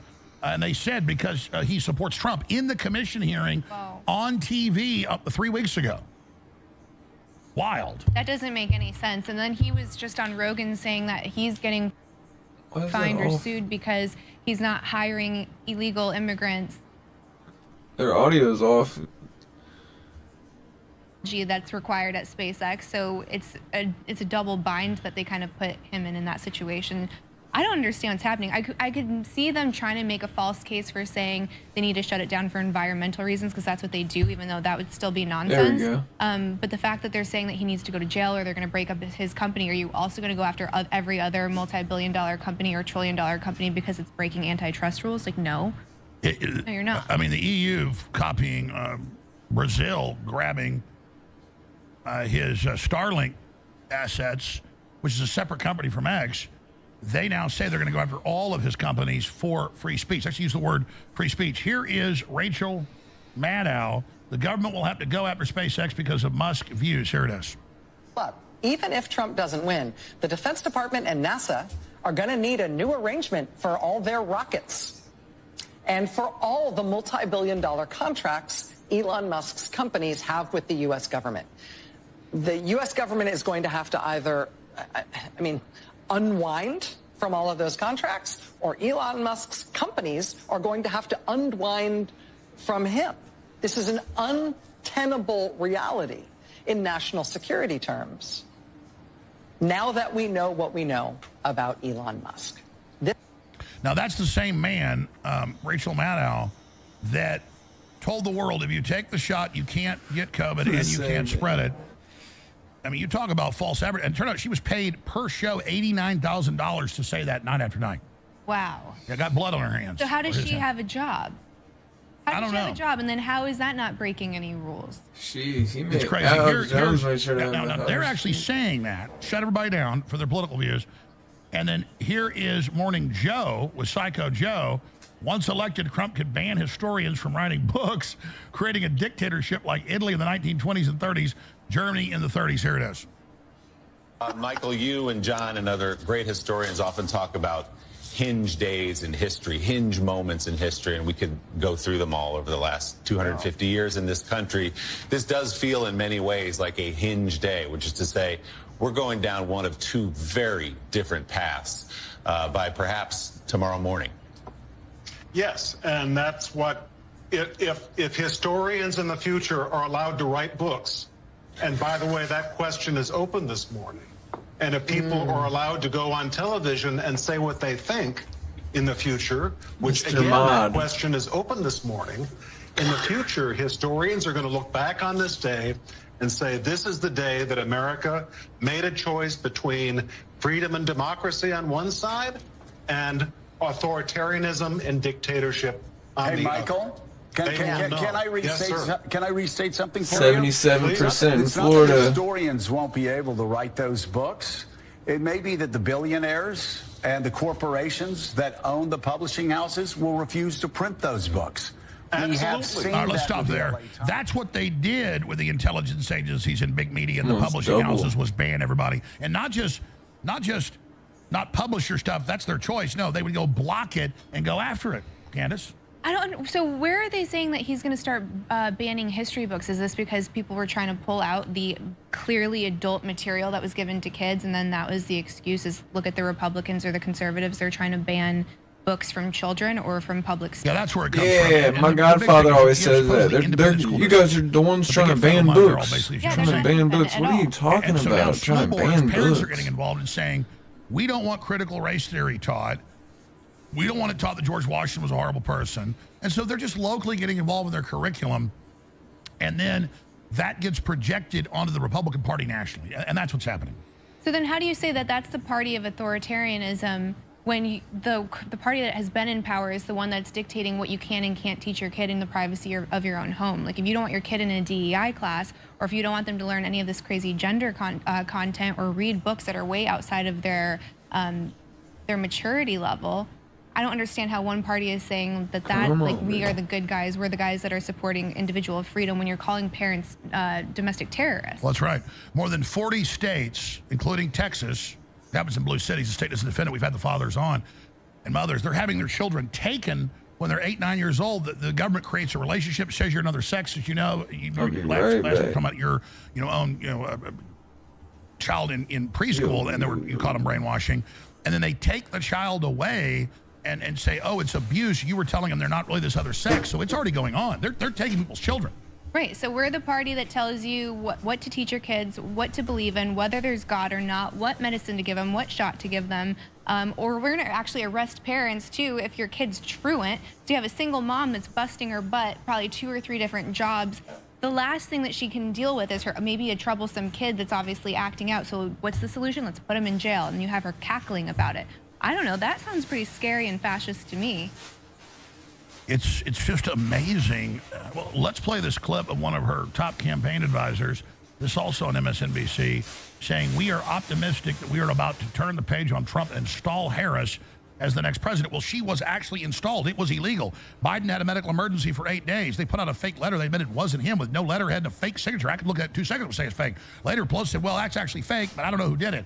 So they're even covering their ass saying that. And now installed is what you do when you put a dictator in. When an oligarchy puts a strong man in or strong woman, here it is.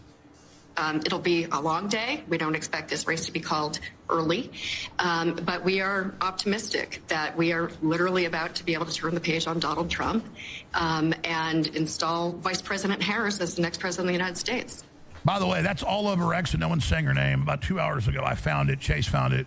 That's her chief advisor. I've moved the papers. I don't know her name, but that's her chief advisor. And there you go. So incredible. Candace? I mean, install, right? Freudian slip right there. So they're telling you exactly what they're doing. And then again, no one even voted for Kamala. So how are we pretending that one team is protecting democracy and the other one is that it's going to ruin it, you'll never see it again? I was talking in the office earlier today. It's so interesting that both parties are using the exact same talking points, but one actually has facts and the other one is just emotionally driven. So they're like, this is the end of democracy. This is the last free and fair election. But no one even voted for Kamala, and here she is, and she's running, and then we're supposed to vote for her because she's a woman. I'm like, I don't resonate with her at all.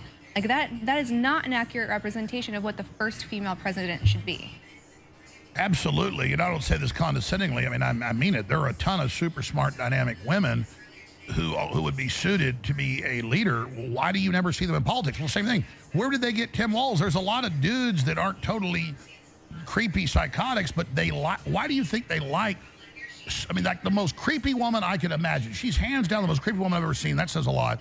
And then Walz is the creepiest dude. What's the prerequisite to find these freakazoids? I think it's the same people that are climbing up to the top and willing to do whatever. I mean, Tulsi would have been the perfect first female president.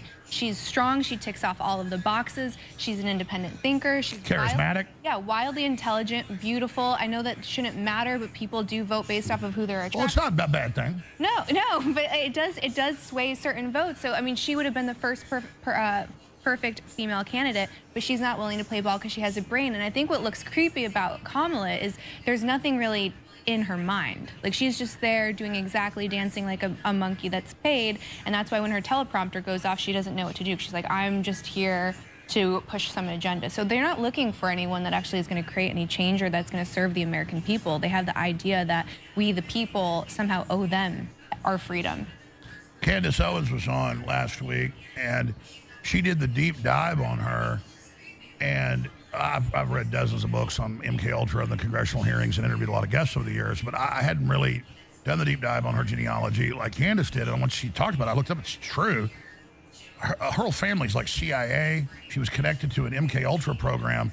And when she said it, I went, wait, that's why she's always different personalities, or doesn't seem like the same person and is an empty vessel. And we know Obama's whole family was CIA. And of course, that's the project, is put your people in. So I don't know if she's MK Ultra, but definitely she's connected to all that. I had no idea. It's crazy. Absolutely wild. But as soon as she said it, it clicked, and then I went and looked it up. I mean, no, that would make a lot of sense. But then when it comes to these agencies, is it like there's some people that are trying to preserve the democracy, the Constitution, America as we know it, and then there's another side that's trying to insidiously take it over? Or do you think the whole thing is kind of corrupt and needs to be abolished? Well, you've got the system in the Constitution and the separation of powers, and then you've just got corruption in different agencies and the lawyers and the big bank money. But the way the corrupt works is they move in, kick out good people in certain areas, and then through compartmentalization expand as they take the government over. So I'd say 50 years ago, it's dead reckoning. 30% of the government was corrupt, but as you went higher, it was more and more of them. Now, at the height, it's about 100% corrupt. As you get lower, it's just regular people with jobs mainly, but they're still compartmentalized and go along with it. But as more people in the grassroots wake up and more whistleblowers come out, it gives them more and more cover so more people can speak out. And that's what you're seeing is that tipping point right now. And then assuming that Trump wins tonight, do you think that there's going to be a restructuring of anything? Or Oh, yeah. Tulsi Gabbard and RFK Jr. and everybody, they're in there. They know how to drain the swamp. They know who to get out. And they're not just going to put in Republican establishment people or just Trump, right-wingers. They're looking to bring in just really great people across the board, make America healthy again. Just a really unification, common sense, populist extravaganza. Great question. So that's why the system's so scared, because Trump's learned a lot. Right, because he was saying that he made a couple mistakes the first time around by trusting people he shouldn't have, and now... Well, he went to the Republican Party, and they were full of globalists, just as bad as the Democrats at the top, so they would lie to his face and then stab him in the back.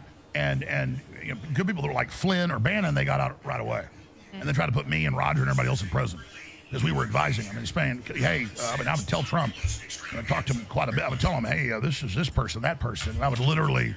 all hell would break loose the next day. They had like 60 Minutes programs about Alex Jones got Fiona Hill fired saying she was a globalist. She tells Congress, I don't know what that is. She's on the board of George Soros' company. She was the editor of theglobalist.com. And she's like, I don't know why Alex is mean to me. No, I got you fired. And it wasn't like some superhero thing. I'm like, going down the list with Trump. He goes, well, get me a report on that. So I'd have law firms, so it was professional, paid them back when I had a ton of money. Big law firms to put reports to him, trying to give him policy, and they went ape. I mean, ape. And it wasn't that I was special. Everyone, even the good guys, were scared to tell him this. I was crazy enough to do it. Everybody else had already removed by then. I wasn't in the administration. I just could talk to Trump. And that's why they'd have, headlines. General Kelly's job is keeping Alex Jones away from Trump. I mean, in a weird way, it has to feel kind of good that they go after you so hard in a way, because you're doing something right. Right, like they wouldn't be if you weren't a threat to everything that they're trying to do. Well, exactly. I brought myself into that because you asked the story about it, and I've experienced it. So it's a long story. But yeah, it's so easy. But even the good guys, like, well, I can stay quiet and get some good done and kind of hide. No, they got rid of everybody. You got to go after them day one. You got to say, here's their resume.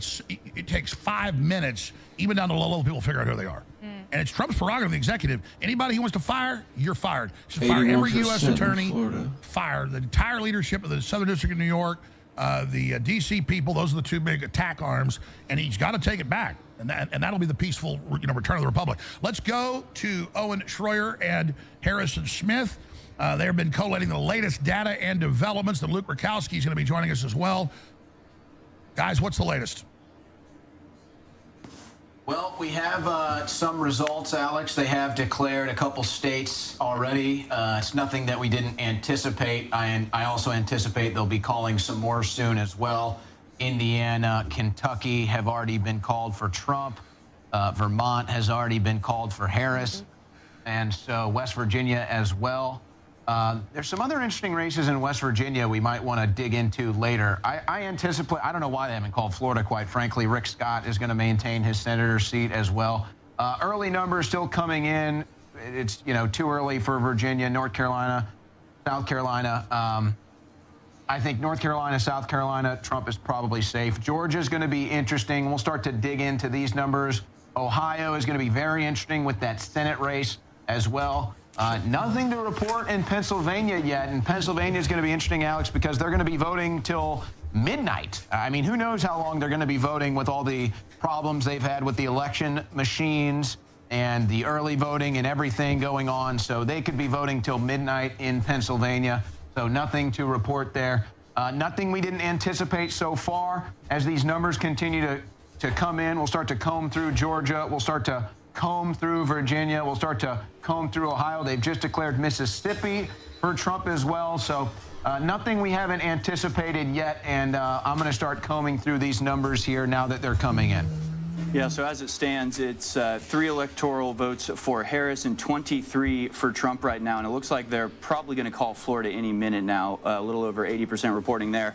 There's also a pundit. Here we go again. Arizona Secretary of State reports multiple unsubstantiated bomb threats at 4 Navajo County locations. Points to Bomb Russia, threats. of course. Bomb threats, leading to widespread concern. So it's the same thing we saw happen in Georgia. Very convenient. And it looks like they just called a few more states. Yeah, there's Florida. We just got Florida, Alabama, Tennessee. So, again, nothing that isn't anticipated. There's no races. Oklahoma as well. There's no Senate races that we were looking at that might flip there. So everything is looking above board. Now, Maryland, Connecticut, Massachusetts have just been called. If they're already calling Maryland, here we go, guys. That's likely meaning Hogan is not going to win his Senate race. Republicans are not going to flip Maryland. It's kind of a long shot, but I'm guessing with that result being called early that Senate seat is going to stay with the Democrats as well. These are pretty early returns coming in historically, aren't they, guys? Well, they certainly, these states wouldn't be being called if it was Pennsylvania or Georgia and Trump was winning. I can pretty got much Texas promise you popping that on blue, would be the but case. They've just called South Carolina for 8% Trump too. counted. It's interesting the consistency when you talk about calling these states early. And Alex, I meant to say this earlier, and this is going to be a major point, and Harrison can follow up with this because he saw something earlier that I didn't see when I was on air. The strategy that Trump needs to have tonight that I hope he learned from 2020, if he's leading these states all night like he did in 2020, if he's leading Pennsylvania, Michigan, Wisconsin, Georgia, Arizona, or any combination of them that's enough to give him 270 electoral college votes, he needs to come out and declare victory. He needs to just come out and say, I've won, we're declaring victory. He should have done that in 2020. They need to fix their mics. It might have stopped them from doing the vote steroids, the vote Viagra at 3:30 in the morning in those 5 states. But apparently anticipating Owen got going on? news media already made a move. Oh, bro, yeah, we gotta. Great chatting with everybody. I'm having a blast. That was wild. I thought he was going to be here. I saw Miss Peaches flying out on their private jet to Nashville today. I was hoping he would pop up. That'd be cool. Is he coming? I don't know. We'll be I mean, look, surprised. I haven't heard anything. Who deets? Look, don't count your chickens, okay? Lord have Trump's at mercy. 70.1 to win on Polymarket, and this may just be a response to the early data.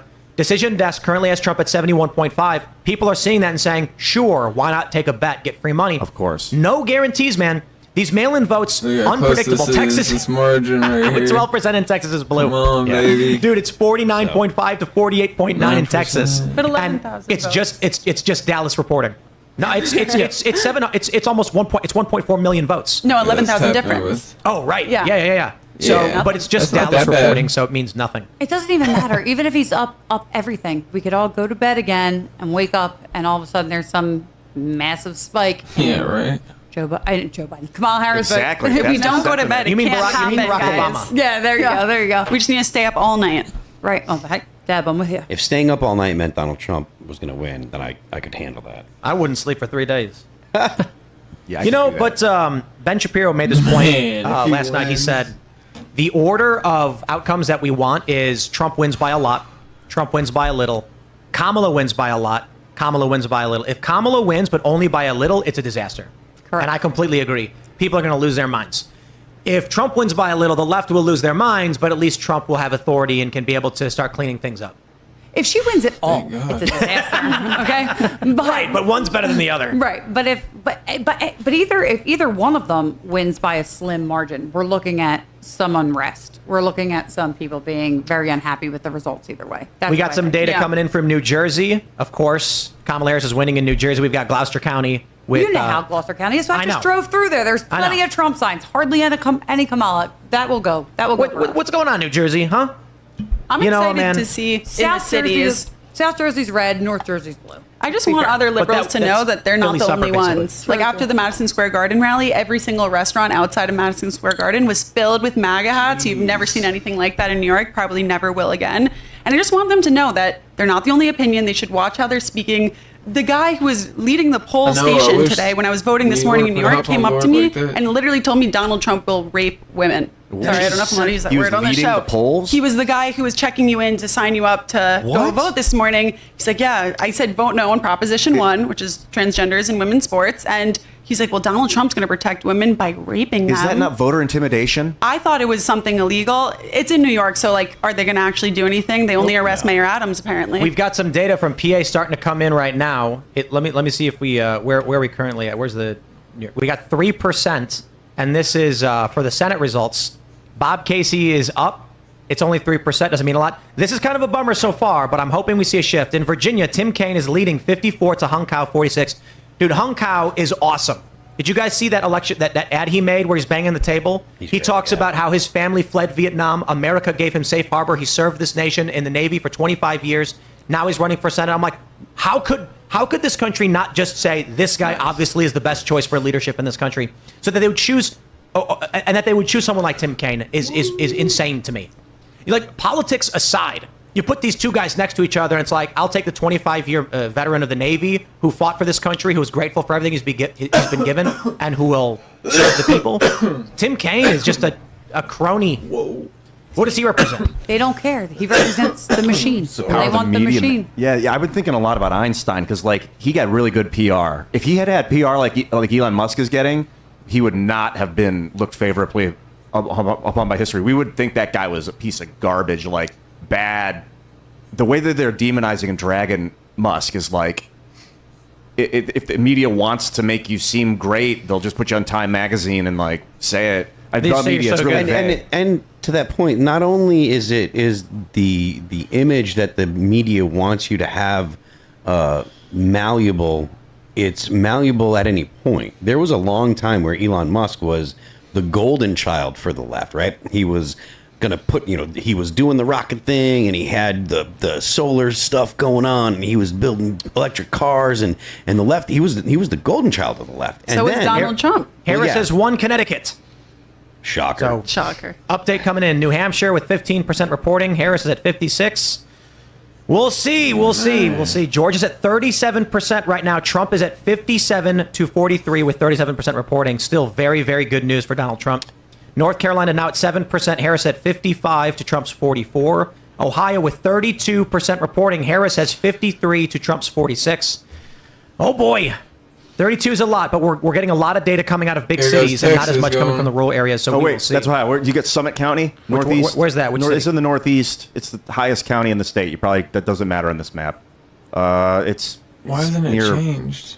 No, it's like south of that couple. It's a square. You said it was the highest, like a rectangle. Yeah, one of those rectangle counties.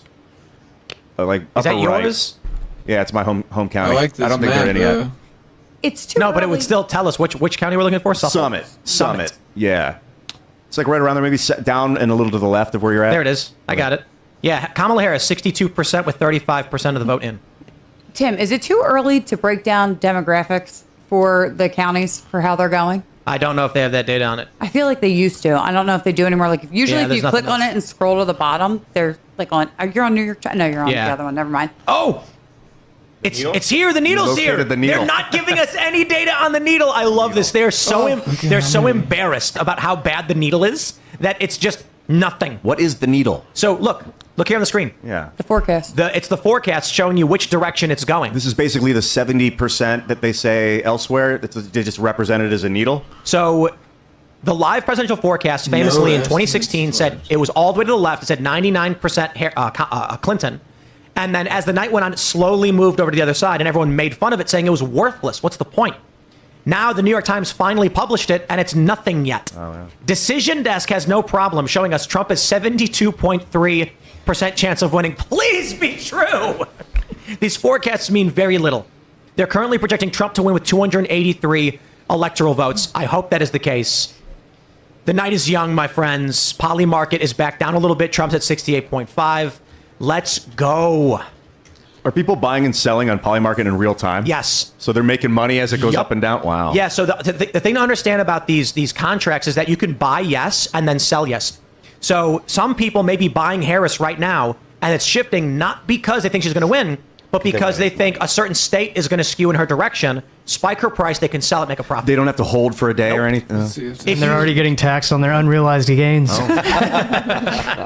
Oh, Texas turned red, finally. There we go, with more data coming in. My God. Did they fix? They didn't fix Lawrence County yet. Come on, Decision Desk.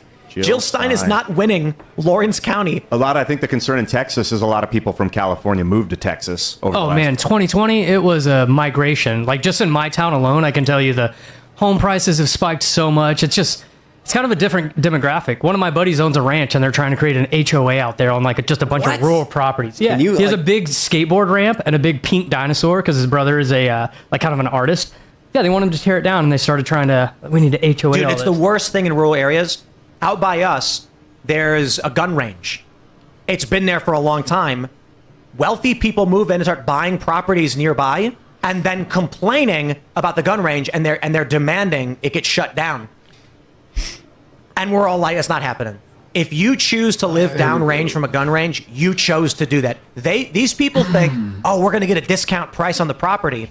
Then we'll complain, win the elections, force them out, and get a premium on our property. This I think map that's looks dirty stuff. That's dirty. I think you should have to live in a state for a certain amount of time before you're allowed to vote in local elections or any legislation. Like 1 year, just to make sure.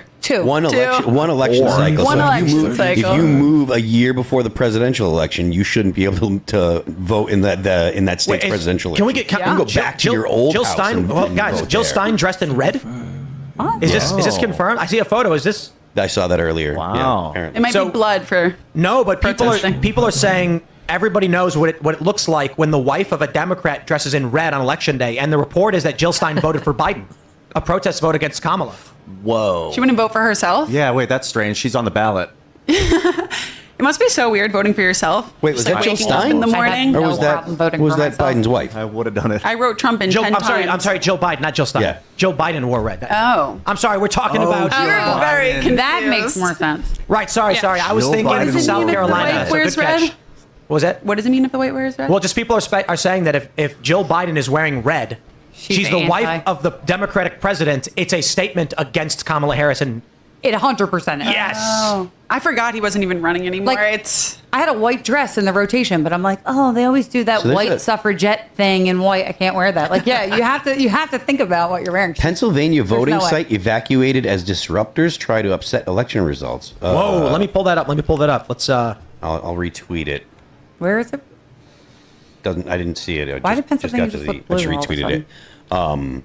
Come on, Trump. I think they're going to have the worst protest. We got it right here. Voting site. Daily Mail reporting: Pennsylvania voting site evacuated as disruptors try to upset election result. I think people a voting are site in Pennsylvania has been evacuated. Multiple people burst into the Center County election office in Bellefonte shortly after 7 p.m., triggering an evacuation by police. Polls do not close until 8 p.m. It's unclear if they're supporting Trump or Harris. I don't even know where that is, and I live in Pennsylvania. Yo, wow. Wait, what happened?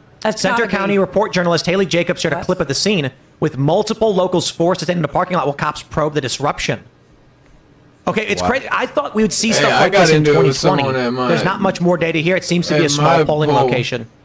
I hope we don't see any more of that stuff. I hope it chills out. Just people behind me, and the lady can we just get through this? Was like, you shouldn't talk about that. Decision Desk with the update. Trump's chance of winning has just dropped to 62.2%. I told you.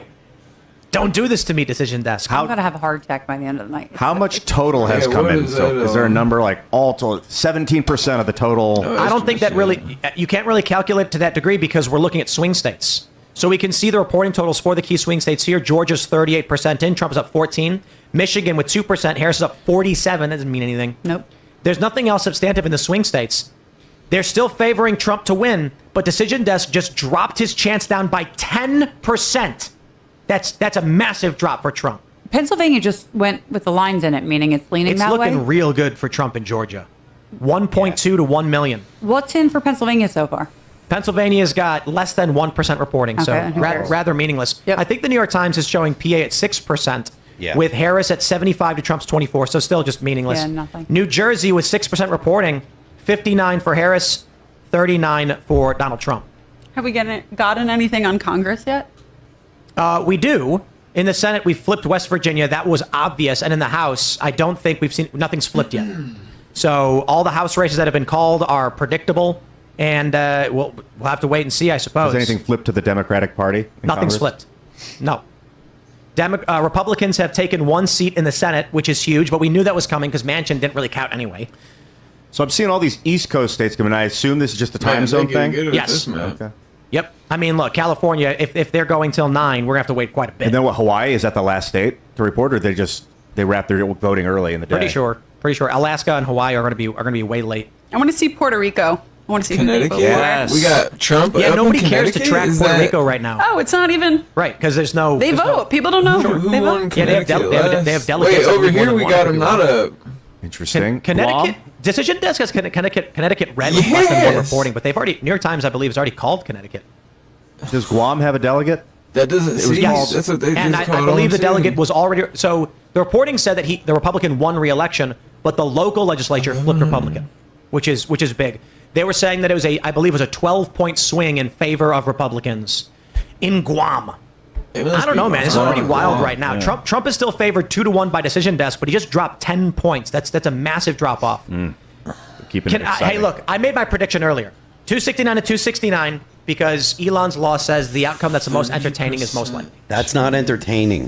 And then RFK is going to come in. That's Dude, Phil's gonna lose his shit. No, fair point. It's The most- indigestion for the next week. The most entertaining outcome would be a Trump landslide because then all the memes and all the videos of people losing their minds. Yeah, of him like sliding down on like an avalanche, a mudslide, literal landslide. I think Democrats have underestimated, at least in New York, how much illegal immigration has lost them the minority vote. We have new families from all over the world popping up on every single block of Manhattan every single week, or a ring, which is like $500, brand new Jordans, things of that nature. And all the people like my family who came here legally, I think they're fed up and they're mad about it. And I hope they vote Republican. in Yo, large numbers. Miami-Dade County, the 89%, and it is red. I registered my brother there and all of his friends. So, And I'm glad. looks like Florida has rejected recreational marijuana. Oh no, haters. Maybe not the worst move. I got mixed feelings on that because it sure does smell bad. I hope Proposition 1 in New York. I have mixed feelings on legalization as well. I think it certainly shouldn't be class 1, but I'm not convinced that blanket legalization and decriminalization is an effective path towards figuring out what the problems are in the first place. Like, is alcohol? I think alcohol's bad too. Recreational, but you got to be 21. But you don't smell it when someone's drinking it next to you. The challenge is always You don't really, substance sometimes you abuse. do, actually. All right, you guys. I'm gonna go So ahead and tap my out. This concern has is, are been a good people one. abusing alcohol? Are they abusing marijuana? One of my first And lives. how do you regulate something like that? Right? Well, You just gotta hope they don't. You just don't let them drive. Clearly abusing alcohol. I mean, there's Alcoholics Anonymous, and the guys, number of deaths that come from car accidents because of alcohol. You know who or- wins.